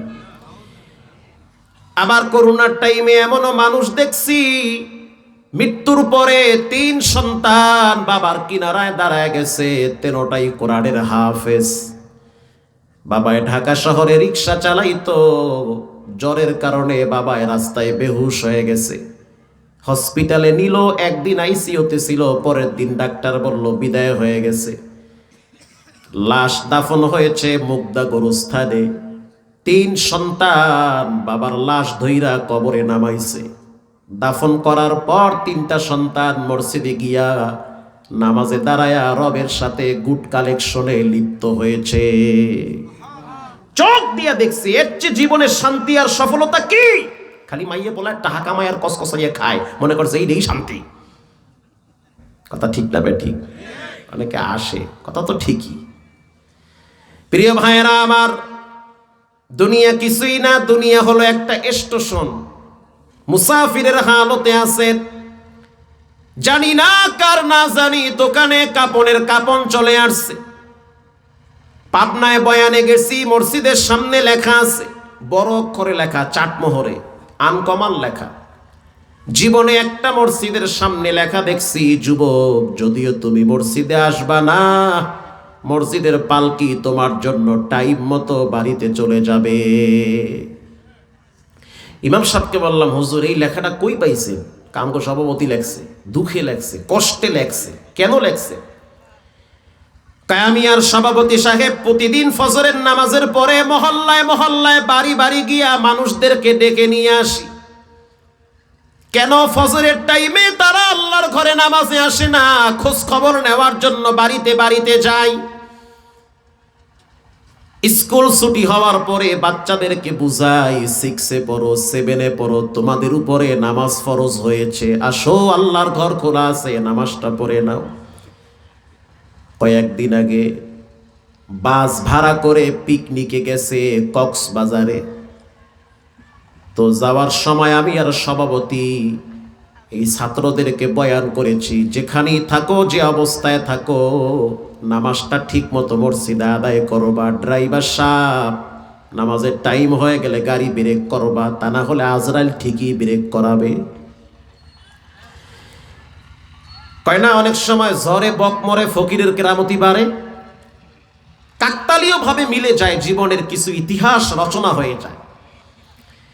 নসিহত কইরা বয়ান কইরা ছাইরা দিছে গাড়ি, যাও কক্সবাজার গিয়া ঘুরে এসো, সাগরের পানিতে ডুব দিয়া গুনাহ মাফ করাই আইও।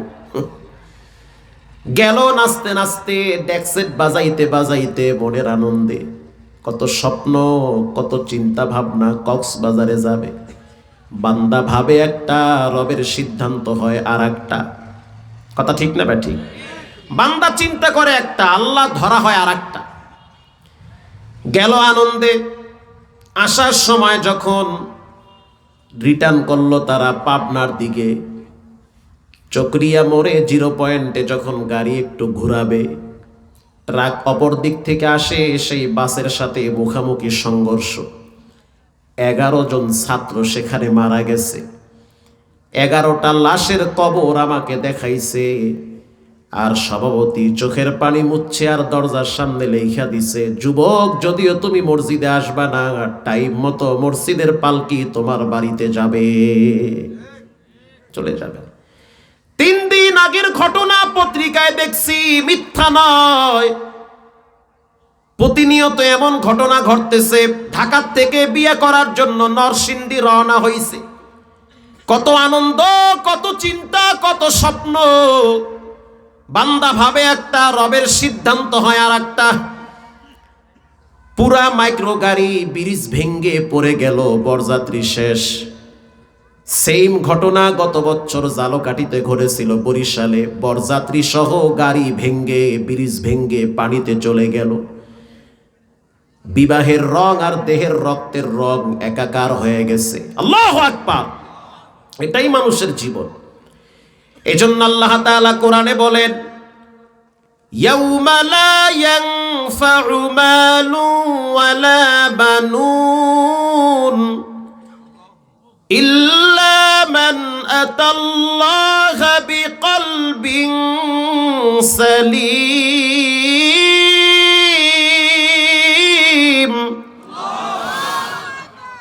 আল্লাহ বলেন, ও মাহমুদুল হাসান সাবধান, সতর্ক হয়ে যাও।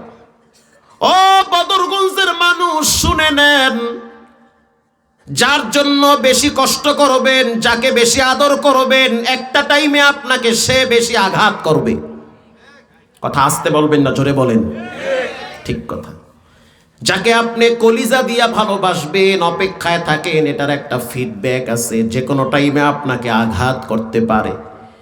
নিজের সন্তানই তো বাবারে আঘাত করে, এমন ঘটনা প্রতিনিয়ত ঘটে, দূরের কথা তো বাদই দিলাম। আল্লাহ আগাম সংকেত দিয়ে সতর্ক করেছে সব মানুষদেরকে। 1400 বছর আগে কোরআন নাজিল হয়েছে, আজ পর্যন্ত গোটা পৃথিবীর কোন বেঈমানেরা একত্রিত হইয়া কোরআনের একটা জের জবর নক্তার ভুল ধরতে পারে নাই।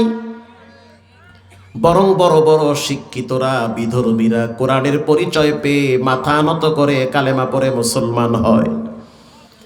আল্লাহ কোরআনে বলেছেন, কিয়ামতের ময়দানে সম্পদ কাজে আসবে না, সন্তান কাজে আসবে না। আল্লাহু আকবার। কাজে আসবে না।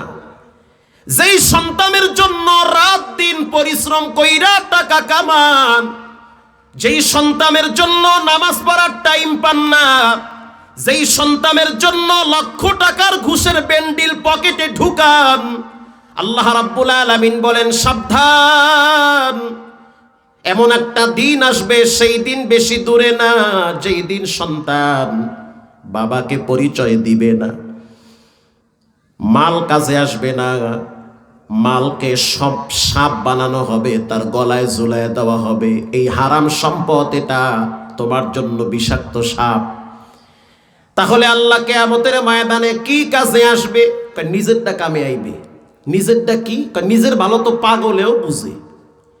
ইল্লা মান আতাল্লাহা বিকলবিন সালিম।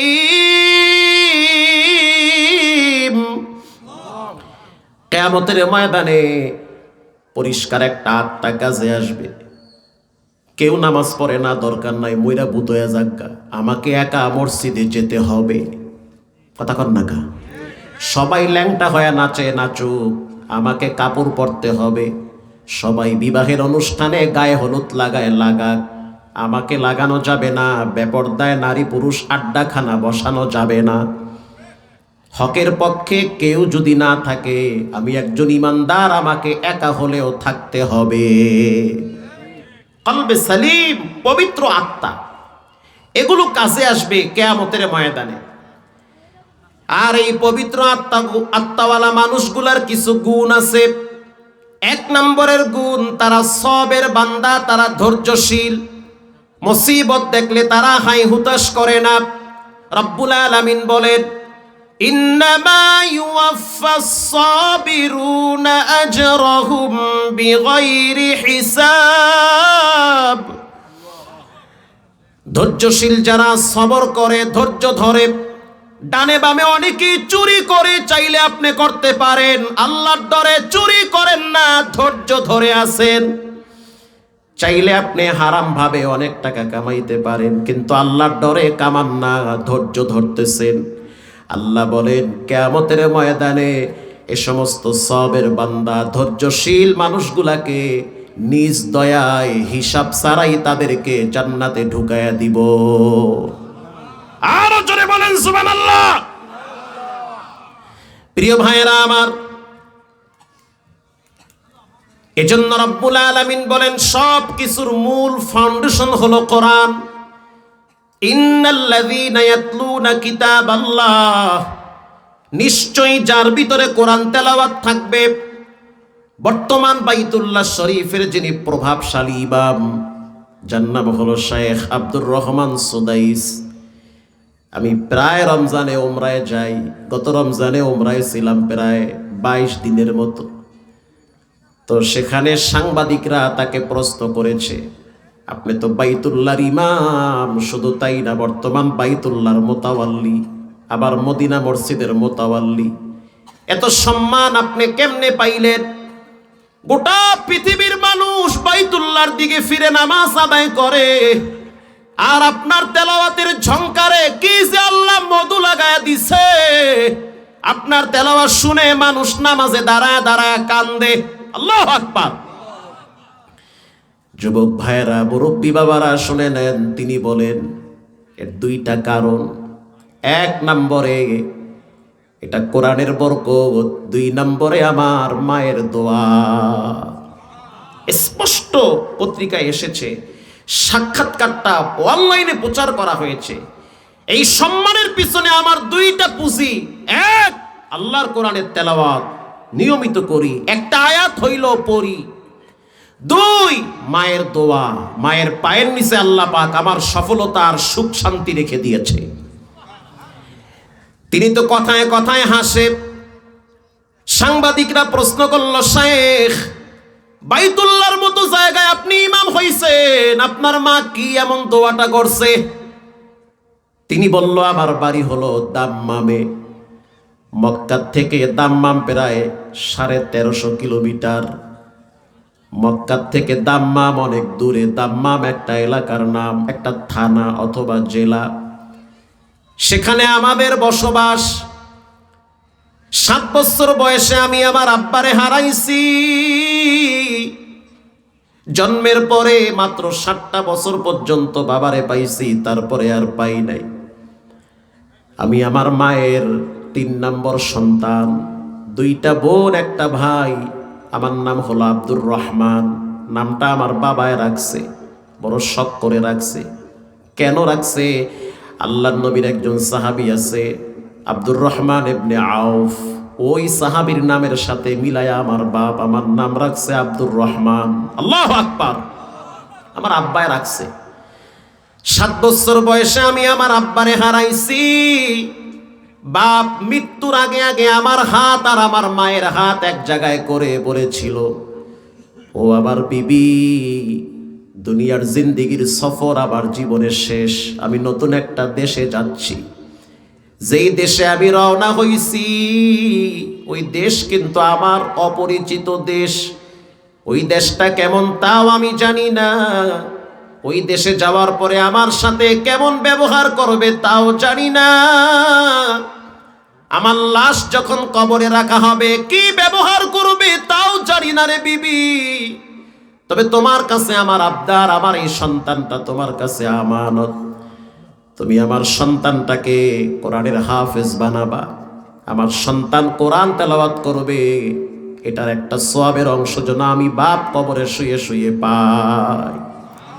সন্তানের কামাই চাই না, সন্তানের সম্পদ চাই না। একজন বাপ ছেলে মেয়েদের কাছ থেকে কি চায়? ছেলে মেয়েদের কাছ থেকে ভালো ব্যবহার চায় আর নেক আমল চায়। জীবনে যদি মা বাবাকে 1 টাকাও না দেন, মা বাবা কষ্ট পায় না। যদি মা বাবা দেখে ছেলে মেয়েগুলো ভদ্র, নামাজ পড়ে, তাও মনটারে বুঝায় যাক, টাকা না দেশে কি হয়েছে, ছেলে মেয়েগুলো তো দিনদার, নামাজ পড়ে। আর যেই ছেলে মেয়ে দিনদার হয় তারা কখনোই মা বাবাকে অবহেলা করতে পারে না। কষ্ট হচ্ছে আপনাদের? এই 10 মিনিটে ছেড়ে দিচ্ছি। শায়েখ আব্দুর রহমান হাসতেছে আর তার চোখের পানি বায়া বায়া পড়ে। যারা মক্কায় গেছেন রমজান মাসে, কি এক আবেশ, কি এক পরিবেশ, আপনি অস্থির হয়ে যাবেন। তারাবির ভিতরে আল্লাহর কোরআন তেলাওয়াত হয়, 30 লক্ষ মানুষ দাঁড়ায়া দাঁড়ায়া কোরআন শুনে। 3 ঘন্টা লাগে নামাজে দাঁড়ায়া তেলাওয়াত করতে। আল্লাহর কসম দিয়া বললেও কাফারা দেওয়া লাগবে না। আমি জীবনে 2বার 2টা দেশে গেছি, একবার কাতারে গেছি আর একবার দুবাই গেছি। প্রবাসীরা দাওয়াত দিয়া নিছে, এক এক মসজিদে নামাজ পড়েছি, এক এক রকম তেলাওয়াত মনে হয়েছে।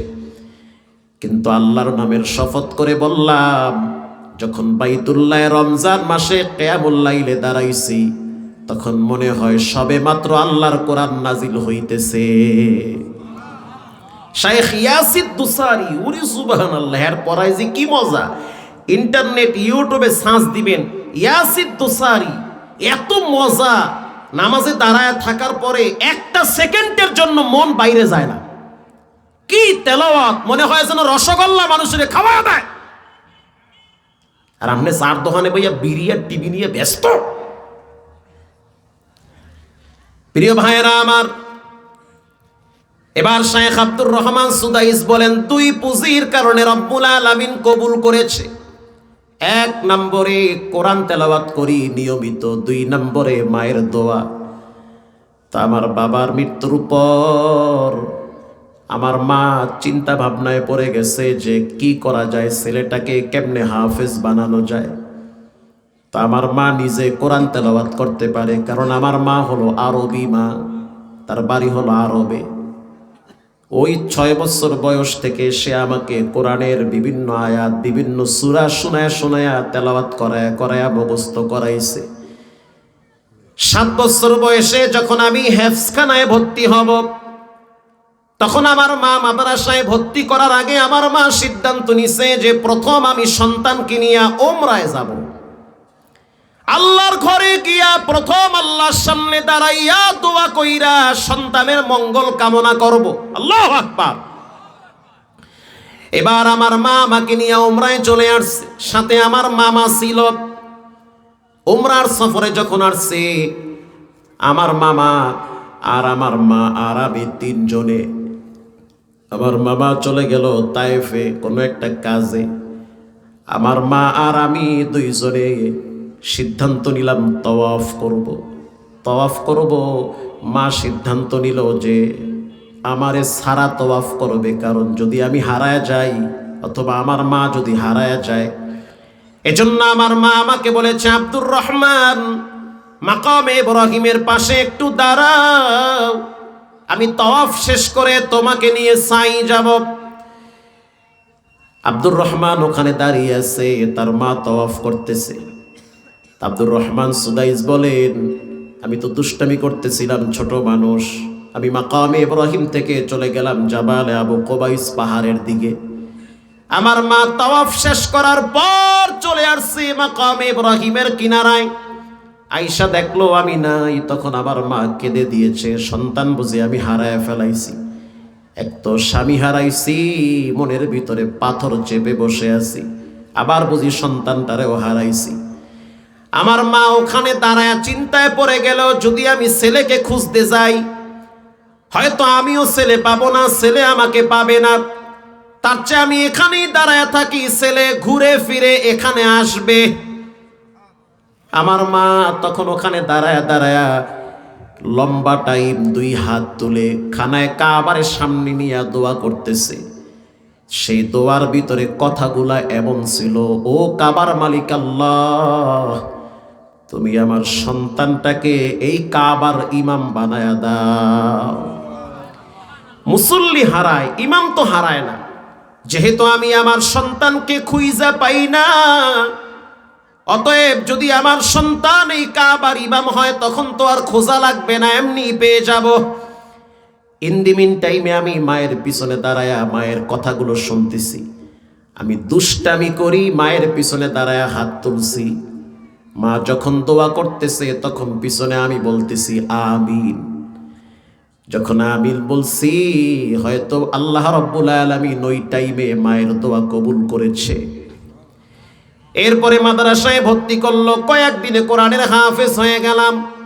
আল্লাহ রাব্বুল আলামিন কালের আবর্তনে বাইতুল্লাহর ইমাম বানাইছে। 36 বছর পর্যন্ত তিনি খানায় কাবায় ইমামতি করে। বয়স হয়ে গেছে, বুড়া হয়ে গেছে, এখনো যখন তেলাওয়াত করে মনে হয় তরুণ নওজোয়ান যুবক তেলাওয়াত করতেছে। প্রিয় যুবক ভাইয়েরা, আমার মায়ের দোয়া নেন, কোরআন তেলাওয়াত করেন, পারেন না তো 2টা আয়াত তেলাওয়াত করেন। রাস্তায় হাঁটতেছেন, ফাঁকে একটা আয়াত তেলাওয়াত করেন। বিছানায় শুয়ে আছেন, ঘুমাবার আগে পারেন না তো একটা সূরা তেলাওয়াত করেন। ও পর্দার ভিতরের মা বোনেরা, কিছুই যদি না জানেন কমপক্ষে সূরা ইখলাস পড়ে বিছানায় শুয়ে পড়েন।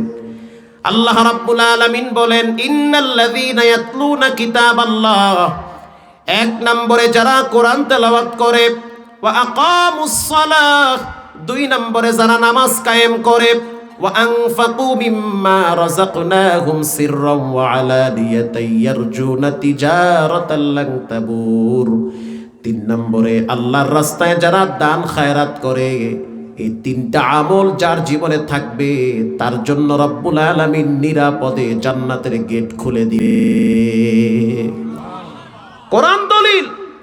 কেউ যদি কোরআন তেলাওয়াত করে, পারি না তো কোরআনওয়ালাদের সঙ্গী হন। মাঝে মাঝে রাত্র 3টায় 4টায় গিয়া মাদ্রাসায় কোরআনওয়ালাদের পাশে একটু বসেন, মনে হবে পৃথিবীর সবচেয়ে শান্তিময় জায়গায় বসে আছেন। এজন্য যুবক ভাইয়েরা, মুরব্বী বাবারা, বিনয়ের সহিত বলি, জীবনে মা বাবার সাথে বেয়াদবি করবেন না, হারাম খাবেন না।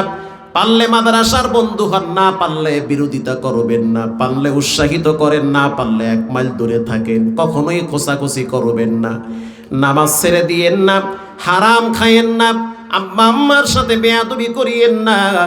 তৈয়ার হয়ে যান, যে কোনো সময় কবরে যেতে হবে। দিলটা যদি নরম থাকে, তওবার নিয়াইতে 2টা হাত আল্লাহকে দেখায়া দেন। নারায়ে তাকবীর। আয় আল্লাহ, এই হাতগুলা জীবনে একবার খানায় কাবার গিলাফের সাথে লাগায় দেন, বলেন আমিন। রঙ্গে তাকওয়া, রঙ্গে সিদ্দিকু, রঙ্গে দিন, তাআবদু বাকি বুয়াদবর আবেদিন। 3টা কথা বললাম। 1 নম্বরে কোরআন তেলাওয়াত করবেন। কইরেন? আমি তো আরব বিশ্বে দেখছি সকালবেলা দোকানের শাটার খুলে কোরআন তেলাওয়াত বাজায়া, আর আমগো দেশের বাঙালিরা এত খারাপ, সকালবেলা শাটার খুলে মমতাজের গান বাজাইয়া। ঠিক না বেঠি? 2 দিন পরে যখন দোকানে আগুন লাগে, তখন কয় আল্লাহ তুমি কই আর মুই কই, তুমি করো কি? এত মুসিবত আমারে কেন দেন? আপনি গাড়িতে থাকেন, কোরআন তেলাওয়াত বাজান। কোরআনের মতো শান্তিময় কিতাব পৃথিবীতে কি হতে পারে? ঘরের ভিতরে সূরা বাকারা টেপে চালান। বর্তমান জিনদের উৎপাত বেড়ে গেছে, বর্তমান জাদু বেড়েছে, মানুষকে ক্ষতি করে জাদুর মাধ্যমে। তা কি জানেন না আপনারা? শায়েখ আহমদুল্লাহ, এরপর আরো অনেক বড় বড় আলেমদেরকে বিভিন্নভাবে জাদু করা হয়, অনেক বাচ্চাদেরকে জাদুর মাধ্যমে শেষ করা হয়। জাদু কাটার জন্য প্যারাসিটামল চলবে না, আর ওই ডাক্তারখানায় গিয়া সিরিয়াল ধরলে কাজ হইবে না, ওখানে কারো মুন্সিগিরি চলে না। জাদু কাটার মূল মন্ত্র হলো সূরা নাস আর ফালাক। সুবহানাল্লাহ বলেন। সূরা নাস ফালাক তেলাওয়াত করেন, বাচ্চাদের শরীরে দম করেন। আল্লাহ তাআলা আমাদের সকলকে এই সংক্ষিপ্তভাবে যে কথাগুলো বললাম এগুলোর উপরে আমল করার তৌফিক দান করেন। এই প্রতিষ্ঠানটা হাজী সাহেব, ওনার সাথে আমার দেখাও হয় না, খালি শুনছি ফোনে হাজী সাহেব। যাই হোক, আল্লাহ ওনাকে সুস্থতার সহিত মৃত্যু পর্যন্ত মাদ্রাসার খাদেম হিসাবে কবুল করুক। আরো জোরে বলেন। বেলকুচি, ওখানেও দেখছি ঢাকার একজন পয়সাওয়ালা বিশাল একটা মসজিদ বানাইছে, পাশে একটা মাদ্রাসা, ছোট্ট একটা কবর। তা আমাকে নিয়ে আসছে সেখানে ওয়াজ করানোর জন্য। তো সে আমাকে তার দিলের কষ্টের কথাগুলো বলল, হুজুর টাকা পয়সা, স্ত্রী সন্তান সব আল্লাহ দিছে, কিন্তু কেন জানি আমার কলিজার শান্তি এখানে আসলেই পাই। মসজিদে নামাজ পড়ি, মাদ্রাসায় গিয়ে বাচ্চাদের সাথে একটু কোরআন তেলাওয়াত শুনি, মনে হয় যেন এটা বেহেশতের বাগানে আল্লাহ আমারে রাখছে। সুবহানাল্লাহ বলেন। আর আমি মারা গেলে আমার লাশটা মসজিদের পাশেই রাখবে, এর চেয়ে শান্তি আমার জীবনে কি হতে পারে? ছেলে মেয়ে দোয়া নাও করতে পারে, বেলাইনে চলে যেতে পারে, স্ত্রী আরেকজনের সাথে যেতেই পারে, অবাস্তবের কিছুই নাই, কিন্তু আমার কষ্টের টাকার দ্বারা যেটা করছি এটা মরার পরে তো সদকায়ে জারিয়া, কবরে সওয়াব যেতেই থাকবে, কেউ ঠেকাতে পারবে না, এটার ভাগ কেউ হবে না। আল্লাহ তাআলা এলাকার যুব সমাজ এবং মা বোনদেরকেও কবুল করেন, বলেন আমিন। দোয়ার আগে 3টা আমলের কথা বলবো, একেবারেই ফ্রেশ দিলে 3টা আমলের কথা শুনবেন। রাসূল বলেছেন 3টা আমল যারা করবে নিরাপদে আল্লাহর জান্নাতের মেহমান হবে। ইয়া আইয়ুহান নাস আফসুস সালাম। 1 নম্বরে তোমরা সালাম দাও, ছোট হোক বড় হোক, একজন আরেকজনকে কি দাও? সালাম দাও। ঘরে গিয়ে স্ত্রীকে সালাম দিবেন। একজনে কয় হুজুর বিয়ে করছি 23 বছর হয়েছে, এখনো ঘরে শান্তি নাই, মাঝে মাঝে জামাই বউ ঝগড়া লাগিয়া 2 জনে 2 বিছানায় গিয়ে হইয়া থাই। তা আমি বললাম তাবিজও তো আমার কাজ হয় না, তাবিজ পারিও না, পানি ভরায় 100 আগের মতো নাই, মানুষের বাড়ি খাই, কেটা কেমনে খাওয়ায় আল্লাহই জানে, আগের মতো আর ধার পাই না পানি ভরায়। এটা কাজ করেন। ঘরে শান্তির জন্য প্রথম যেই মেডিসিন দরকার সেটা হলো সালাম। আল্লাহু আকবার বলেন। সালাম দিবেন। স্ত্রীকে সালাম দেন? হুজুর এটা কি করে, এটা শরম লাগে সালাম দিতে, এটা কোনো কথা হইল? একটা সালাম দিবেন আপনি। রাসূল বলেছেন আফসুস সালাম, সালাম দাও, সালামের প্রচার প্রসার ঘটাও। সালাম দিলে রাগ ঠান্ডা হয়, সালাম দিলে অহংকার দূর হয়। আপনি যেমন বাহিরে পরিশ্রম করেন, আপনার স্ত্রীও তো ঘরে কাজ করে, সেও তো পরিশ্রম করে। আপনি যেমন বাহিরে অনেক পরিশ্রম করেন, গতকালকেও তো আমার ম্যাডাম আমারে বলতে আছে, কোনো একটা কারণে আমি তাকে একটা ধমক দিলাম, ভাই এটা কি করলা তুমি? সে আমারে বলতে আছে, আপনার এই মাইয়া বলা লইয়া আমি তো আধা পাগল হইয়া গেছি। একটায় বাথরুমে গিয়া ট্যাপ ছাইরা দেয়, আর একটায় পাকের রুমে গিয়া ডাইলে লবণ ঢাইলা দেয়, আর একটায় ওই ফ্যানের সুইচ ছাইরা দিয়ে শীতের ভিতরে কম্বল গায়ে দিয়ে হইয়া থাকে। কোনটারে সামাল দিব? যেই ঘরে 3-4টা মাইয়া বলা থাকে, ওই ঘরের মহিলারা অর্ধেক পাগল হয়ে যায়। তো তারও তো রাগ উঠে, সবগুলোরে সামাল দেওয়া লাগে, আবার আপনারও সামাল দেওয়া লাগে। আপনিও যদি ঘরে ঢুইকে প্যারা দেন, এই কুত্তুসের মা বাপ দে, তখন আপনার বউ খুব কষ্ট পায়। সে তখন কি বলে জানেন? বাচ্চার দিকে তাকায় বয়, গোলামের বউ তুইও জ্বালাও, তোর বাপেও জ্বালায়। কথা ঠিক না বে ঠিক? বাস্তব কথা।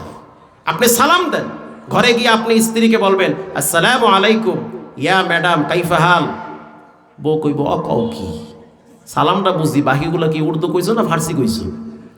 বাদ দেন, আপনি সালাম দিয়ে বলেন বউ কেমন আছো। এটা বললে কি পাপ হবে? না কয় কারা? যারা বিয়ে করে না হেরা কয় না। পাপ হবে? সওয়াব, এটা ভালো কাজ। দাম্পত্য জীবন সুখময় হবে, বাচ্চা কাচ্চা তাড়াতাড়ি মানুষ হয়ে যাবে। আপনি সালাম দেন আসসালামু আলাইকুম কেমন আছো, আপনার বউ একটু লজ্জা পাবে। আপনি যদি বলেন হাতটা বাড়াও একটু মুসাফা করি, কত মোল্লা মুন্সির লাগে মুসাফা করেন, কত হুজুরগুলাকে মুসাফা করেন, কত মানুষের লাগে বাহিরে আপনি হ্যান্ডশিপ করেন, বইয়ের সাথে একটু মুসাফা করেন, কি পাপ হবে নাকি? ভালো কাজ। স্ত্রী দেখবেন লজ্জায় হাত বাড়াবে না, এটা হলো শরীয়তে শারতে ইসলাম, ইসলামের সৌন্দর্য এটা। দাম্পত্য জীবন কলহ দূর হবে, দ্বন্দ্ব দূর হয়ে যাবে, পরস্পরের ভিতরে ভ্রাতৃত্ব বন্ধন তৈরি হবে। সুবহানাল্লাহ বলেন। আপনি বলেন যে হাত বাড়াও একটু মুসাফা করি, আপনার স্ত্রী লজ্জা পাবে, সে বলবে কি কি শুরু করলা তুমি, এগুলো বাচ্চা কাচ্চা চায় রয়েছে আমগো দিকে। কথা ঠিক না বে ঠিক? আপনি জোর কইরা তার হাত নিবেন, নেওয়ার পরে মুসাফা করবেন, এমন একটা হাসি মারবে, বিয়ার পরে ওই হাসি আপনি জীবনে দেখেন নাই। ঠিক না বে ঠিক? হ্যাঁ ঠিক কথা। এরপরে আপনি আপনার স্ত্রীকে খুশি করার জন্য বেশি কিছু লাগে না, 50 টাকা হাতে ঢুকাইয়া দেন। কত টাকাই না চা বিড়ি খাইতে যায়, পান খাইতে যায়। 50 টাকা ঢুকাইয়া দিয়ে বলেন যে সকালবেলা লিপস্টিক কিনা ঠোঁটে গৈস্য। খুশি না বেজার? খুশি। আলহামদুলিল্লাহ, অনেকেই এই আমলটার উপরে ফলাফল ভালো পাইতেছে। ঘরে ঘরে আজকে অশান্তি পরকিয়া বাড়তেছে। ঠিক না বে ঠিক? আপনি ঘরে দুই গাই করে এক ম্যাচ দিয়ে বিড়ি ধরাবো, তো বউয়ের মাথা তো আরো গরম হয়ে যায়। আল্লাহ তাআলা আমাদের সকলকে ঘরের ভিতরে এবং ঘরের বাহিরে বেশি বেশি বেশি সালাম দেওয়ার তৌফিক দান করেন। রাসূলুল্লাহ বাচ্চাদেরকেও সালাম দিত, আসসালামু আলাইকুম সালাম দিত। 2 নম্বরে ওয়া আতইমুত তুআম, মানুষদেরকে খাবার খাওয়ান। পকেটের টাকা আধা কেজি, 1 কেজি, 2 কেজি, 5 কেজি গরুর গোশত কিনা ভালো করে পাকায়া 2-4 জন ভালো মানুষকে দাওয়াত দিয়ে খাওয়ান, এটা ভালো কাজ। রাসূলুল্লাহ এগুলো পছন্দ করত। 3 নম্বরে অসাল্লু বিল্লাইলি ওয়ান নাস নিআম, রাতের আধারে যখন সবাই ঘুমিয়ে যাবে তখন 2-4 রাকাত নামাজ পড়ে আল্লাহর কাছে দোয়া কইরেন। ওই সময় রবের সাথে বান্দার কালেকশন বড় মজবুত থাকে। আল্লাহর রাসূল বলেন নিরাপদে জান্নাতে যাবে, কেউ তোমাকে বাধা দিবে না। এই 3টা কাজ কি অনেক কঠিন ভাই? আরো জোরে বলেন। 1 নম্বরে কি বলেন তো? সালাম দিবেন তো ইনশাআল্লাহ? আমি বড় হুজুর, আমি আবার কারে সালাম দিব? এই যে একটা ভাব না, সালাম সবাইকে দিতে হবে। ছোট হুজুর আর বড় হুজুর নাই, বড় আর ছোট নাই, সবাই সবাইকে সালাম দাও। সালাম দিলে দুশ্মনী দূর হয়, পরস্পরের ভিতরে ভালোবাসা বাড়ে। 2 নম্বরে খাবার খাওয়ান। 3 নম্বরে রাতের আধারে 2-4 রাকাত নামাজ পড়েন। আল্লাহ তাআলা আমাদের সকলকে এই শীতের ভিতরে, শীত আবার বাইরে বাতাসও চলতেছে, সব কিছু মিলাইয়া ধৈর্যের সহিত যেভাবে আপনারা বসেছিলেন, এই বসাকে কেন্দ্র করে আল্লাহ আপনাদেরকে হাসরের ময়দানে নাজাতের ব্যবস্থা করে দিক। দোয়া হয়ে যাবে, দুরূদ শরীফ পড়েন। আল্লাহুম্মা সাল্লি আলা সাইয়্যিদিনা মুহাম্মদ ওয়া আলা আলি মুহাম্মদ কামা সাল্লাইতা আলা ইব্রাহিম ওয়া আলা আলি ইব্রাহিম ইন্নাকা হামিদুম মাজিদ। আল্লাহুম্মা বারিক আলা মুহাম্মাদিন ওয়া আলা আলি মুহাম্মদ কামা বারাকতা আলা ইব্রাহিম ওয়া আলা আলি ইব্রাহিম। সুবহানাল্লাহি ওয়া বিহামদিহি সুবহানাল্লাহিল আযীম। দোয়া করে দেব। কে কিছু বলবে? হ্যাঁ কি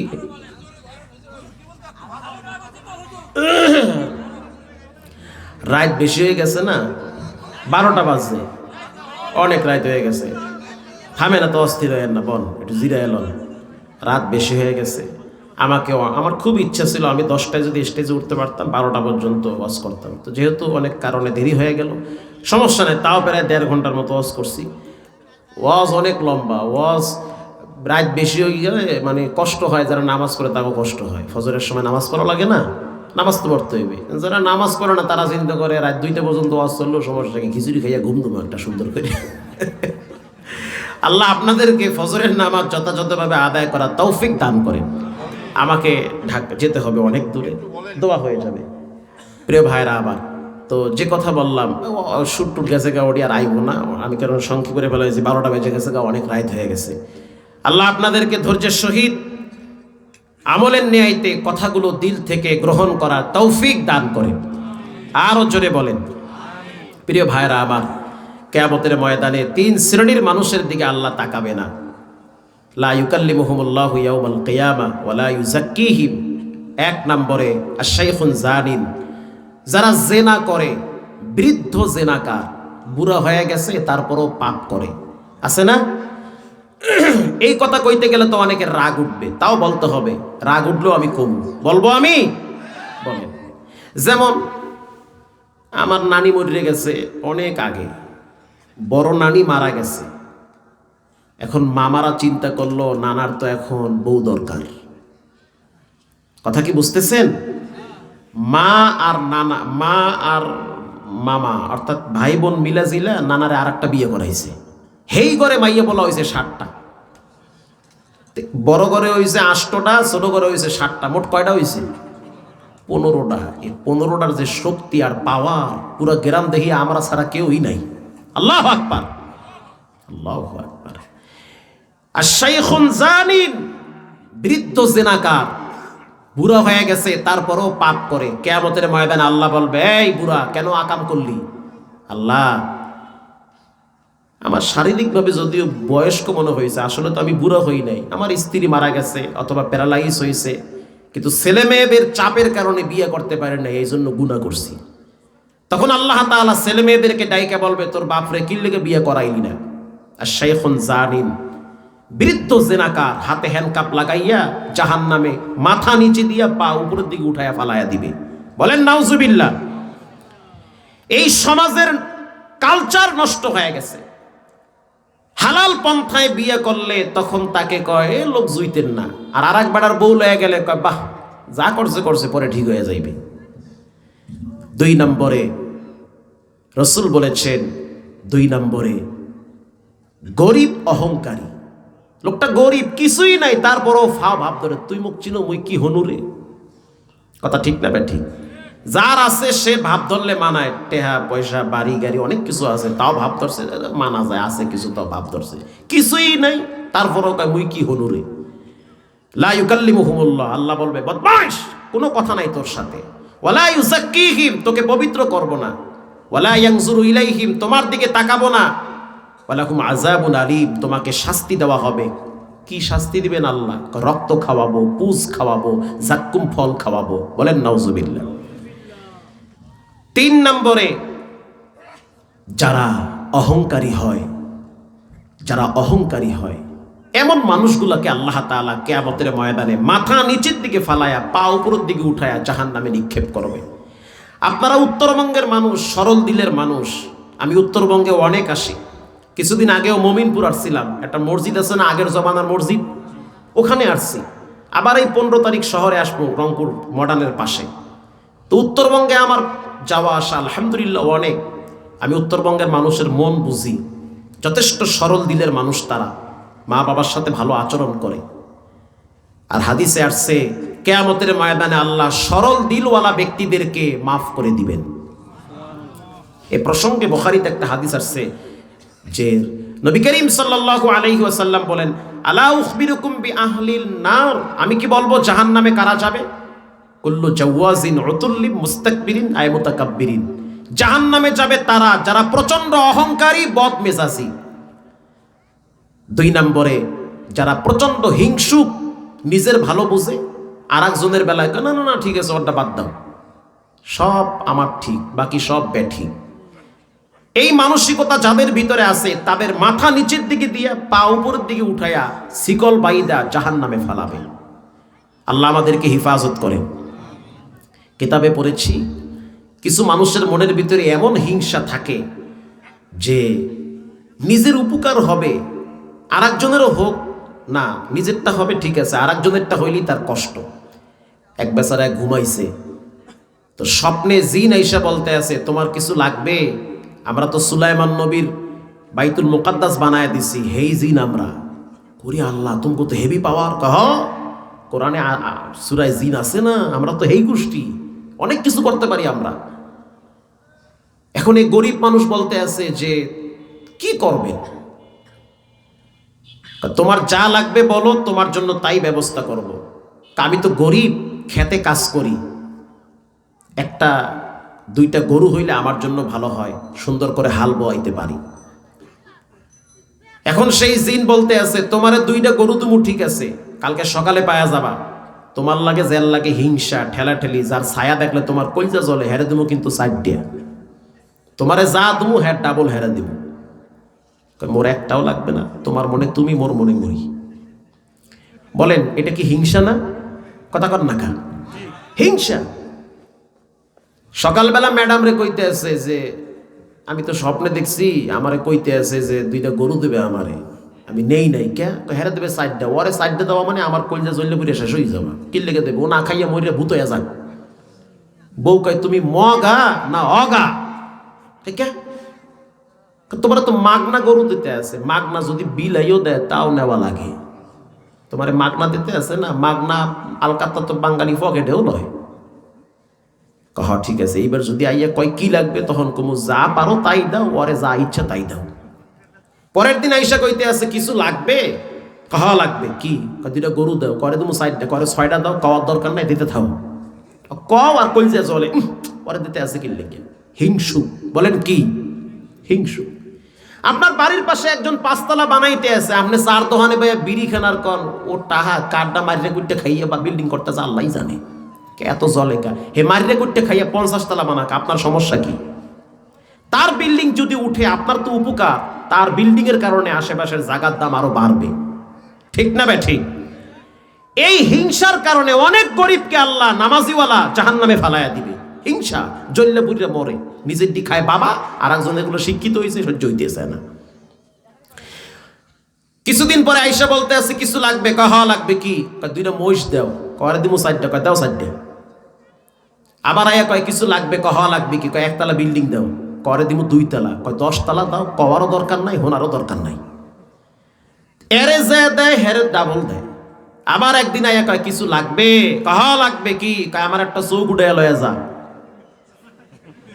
কে তো চোখ দেবো কি লিখিয়া, ডাবল না, মোটটা নিবি একটা, ওরটা নিবি 2টা। বলেন এরকম হিংসুক সমাজে আছে না নাই? আল্লাহ আপনাকে আমাকে এই সমস্ত হিংসাত্মক আচরণ থেকে হেফাজত করেন। আরো জোরে বলেন হিংসা করিয়েন না, হিংসা করবেন না, হিংসুক জাহান্নামে যাবে। হিংসুক আল্লাহর চোখের বিষ, হিংসুককে আল্লাহ পছন্দ করে না। আলহামদুলিল্লাহ আমার দিলের ভিতরে কারো প্রতি কোনো বিদ্বেষ নাই। যারা হিংসুক এরা মোনাজাত করলেও দোয়া কবুল হয় না। সবে কদরের রাইতে কান্দে কাটতে চুপবে উঠতে গেল, কাম হইবে না, মরার পরে কবরে বাটাম ফাটা দিবে হিংসুক। আর একজনের উন্নতি দেখলে কলজের মধ্যে কামড় মারে, মোর পোলামাইয়া করে কি, মোর ডিকালি বাবা খায়, গাঁজা খায়, মদ খায়, ঘুরে ফোরে নাটুম বুটুম করে, জীবনটা শেষ করে ফেলাইছে। আর এরগুলাই তো মাশাআল্লাহ ফুলের মতো। এই যে জ্বালা আছে না নাই, আল্লাহ তাআলা আমাদেরকে এই সমস্ত হিংসুক থেকে হেফাজত করেন, আমিন বলেন। দোয়া হয়ে যাবে, সবাই সবার জন্য দোয়া করেন। দুরূদ শরীফের আল্লাহুম্মা সাল্লি আলা সাইয়্যিদিনা মুহাম্মদ ওয়া আলা আলি মুহাম্মদ কামা সাল্লাইতা আলা ইব্রাহিম ওয়া আলা আলি ইব্রাহিম ইন্নাকা হামিদুম মাজিদ। আল্লাহুম্মা বারিক আলা মুহাম্মাদ ওয়া আলা আলি মুহাম্মদ কামা বারাকতা আলা ইব্রাহিম ওয়া আলা আলি ইব্রাহিম ইন্নাকা হামিদুম মাজিদ। ফজরের নামাজ পড়বেন তো ইনশাআল্লাহ। ওয়াজে তো অনেকে হাত পা উড়ে দেয়, হুজুর 2 হাত পা একসাথে উঠাইছি, ফজরও পড়বো ইনশাআল্লাহ। কিন্তু ফজরের টাইমে মসজিদে ইমাম সাহেব হেও কয় হুজুর আমার একটু দেরি হবে আইতে, শীতের মধ্যে তো একটু পরে আইতে হবে, সূর্য উঠুক। অনেক মসজিদে ইমামও খুঁজতে পাওয়া যায় না, কথা কন না কেন? জম্মের শীত, ইমাম সাহেব কিনলে গায় না, মোর বেতন দেয় না, মোর ঠেয়া পড়ছে এখন গিয়া নামাজ পড়াইতে। বেতন দেয় 13 টাকা, ধমক দেয় 300 টাকার, আছে না নাই? আবার অনেক, সেদিন এক মসজিদে নামাজ পড়ছি, আরে খোদা যে শীত, যে ঠান্ডা, পুরি সুবহানাল্লাহ।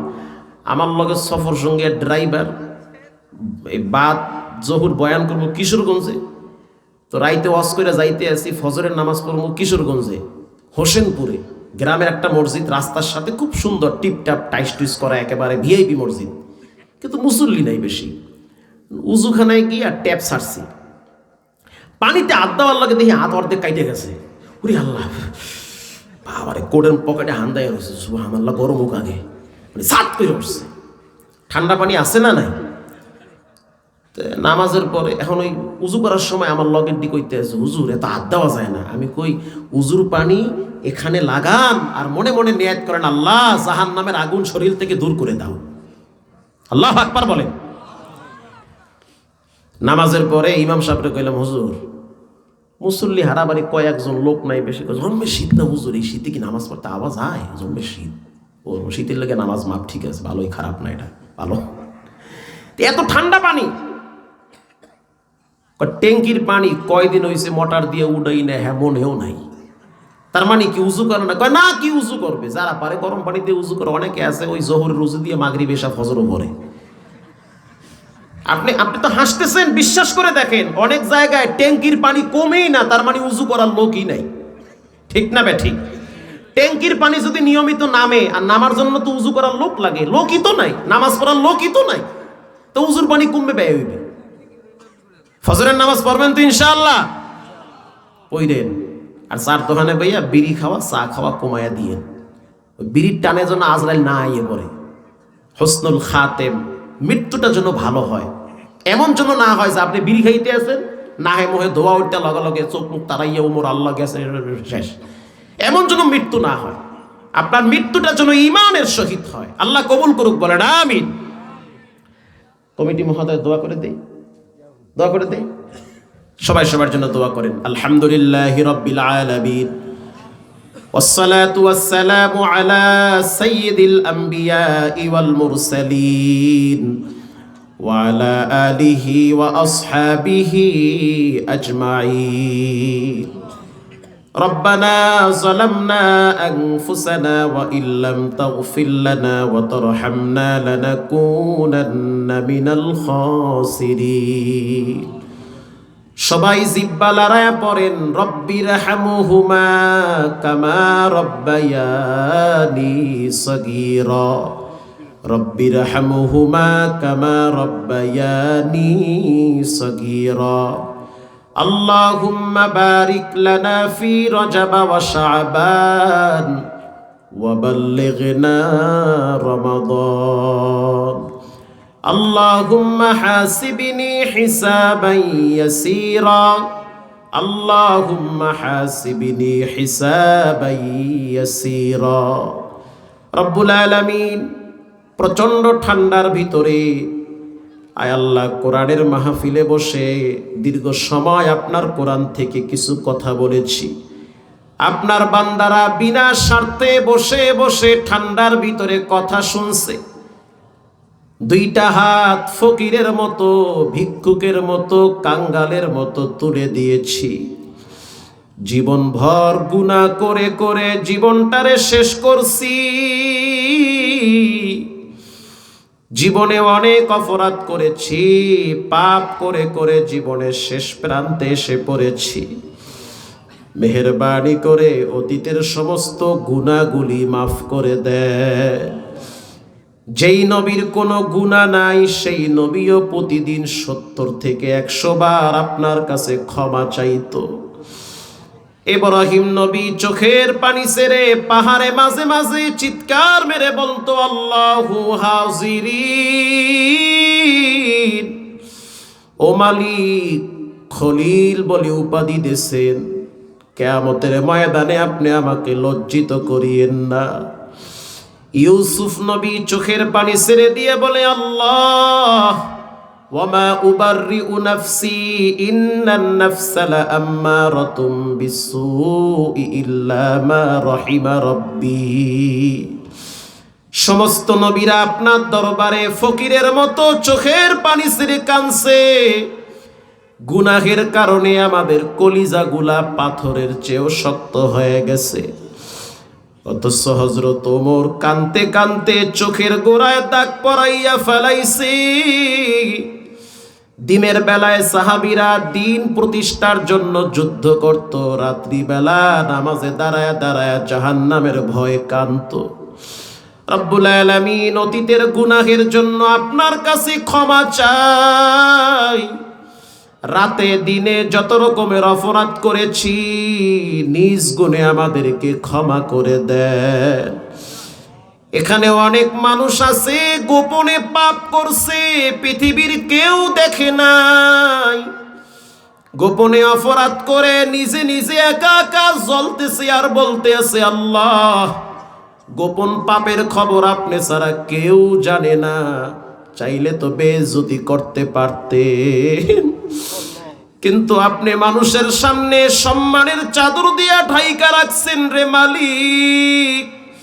বুঝতে বাকি নাই আপনার মতো দয়াময় কেউ নাই। দুনিয়ার ধাঁধায় পড়ে জীবনটাকে শেষ করে দিয়েছি, অথচ একটা মিনিট বাঁচার কোনো ভরসা নাই। বাবার আগে ছেলে বিদায় হয়, ছেলের আগে বাবা বিদায় হয়। কয়েকদিন আগে দেখলাম বাচ্চা পানিতে পড়ে মারা গেছে, 3 বছরের বাচ্চা। বাচ্চা শরীরটার ভিতরে কাপড় পেঁচায়া বাবায় বাচ্চাটারে গলা ধইরা জড়ায়া বুকের সাথে রাইখা কাঁদতেছে আর বলতেছে আল্লাহ যদি আমারে নিয়া যাইতা, বাচ্চাটারে যদি বাঁচায়া রাখতা। এত কষ্ট তুমি দিলা, তারপরেও তোমার প্রতি কোনো অভিযোগ নাই। কিন্তু এই বাচ্চাটারে কবরে রাইখা আমি বাপ কেমনে ঘুমাবো বিছানায়? ওদিকে মা ঘরের ভিতরে বেহুশ হয়ে পড়ে আছি। কি বাজার মিলাইলেন, কি মায়ার বন্ধন চালু করলেন। কেউরে দুনিয়াতে আনেন, আবার কেউরে দুনিয়ার থেকে বিদায় করেন। রব্বুল আলামিন এখানে অনেক মানুষ বসা আছে, শীতের ভিতরে আপনার আদালতে ফকিরের মতো হাত বাড়াইছে। তারায়া দিয়েন না রে আল্লাহ, নিজ গুণে এই পাপী গুনাহগার বান্দাদেরকে মাফ করে দেন। মহিলা প্যান্ডেলে অনেক মা বোনেরা আসছে, তাদেরকেও মাফ করে দেন। অনেক মা বোনেরা না বুঝে গুনাহের কাজ করেছে। বাচ্চার চেহারার দিকে তাকাইলে এখন বড় মায়া লাগে, আর ভাবে বাচ্চা বড় হওয়ার পর যদি জানে আমার মা গুনাহ করছে, তখন লজ্জায় বাচ্চার সামনে মুখ দেখানো যাবে না। আয় আল্লাহ মা বোনদেরকেও মাফ করে দেন। এমনও মহিলা আছে স্বামীর বাড়িতে অনেক কষ্টে থাকে, বাবার বাড়িতে গিয়া দেখে বাবার বিছানা খালি, মায়ের বিছানা খালি, মা বাবার কবরটা পড়ে আছে। চোখের পানি মুছতে মুছতে আবার স্বামীর বাড়িতে যায় আর বলে আল্লাহ এমন পরীক্ষায় ফালাইছো, স্বামীর বাড়িতেও শান্তি নাই, বাবার বাড়িতেও মা বাবা নাই। রব্বুল আলামিন এই প্যান্ডেলের দিকে তাকায়া দেখেন, কুদরতি নজর দিয়া দেখেন, কে না জানি নিজের হাতে নিজের কলিজার টুকরা মায়ের কবরে রাখছি, কে না জানি নিজের আব্বারে কবরে ফালায়া রাখছে। মা এমন এক দামি সম্পদ, যার আছে সে বুঝে না, যার নাই সে বুঝে কি সম্পদ হারাইলাম। এখন আর কেউ বলে না বাবা তুই কেমন আছো, এখন আর কেউ বলে না ও সন্তান শরীরের যত্ন নিবি, খবরদার ঠান্ডা লাগাবি না। এই কথাগুলা মা বাবায় সবচেয়ে বেশি বলতো, কিন্তু ঘরে গিয়া দেখবে মায়ের বিছানাটা খালি পড়ে আছে। অন্ধকার কবর থেকে মা ডেকে বলে সন্তান 5টা কাপড় পেঁচাইয়া ফালায়া রাখলি, অথচ মায়ের পেটে যখন ছিলাম পা দিয়া লাত্তি মারছি, হাত দিয়া ঘুষা মারছি। আজ এই মুহূর্তে মায়ের সেই মৃত চেহারাটা চোখের সামনে ভাসতেছে রে আল্লাহ।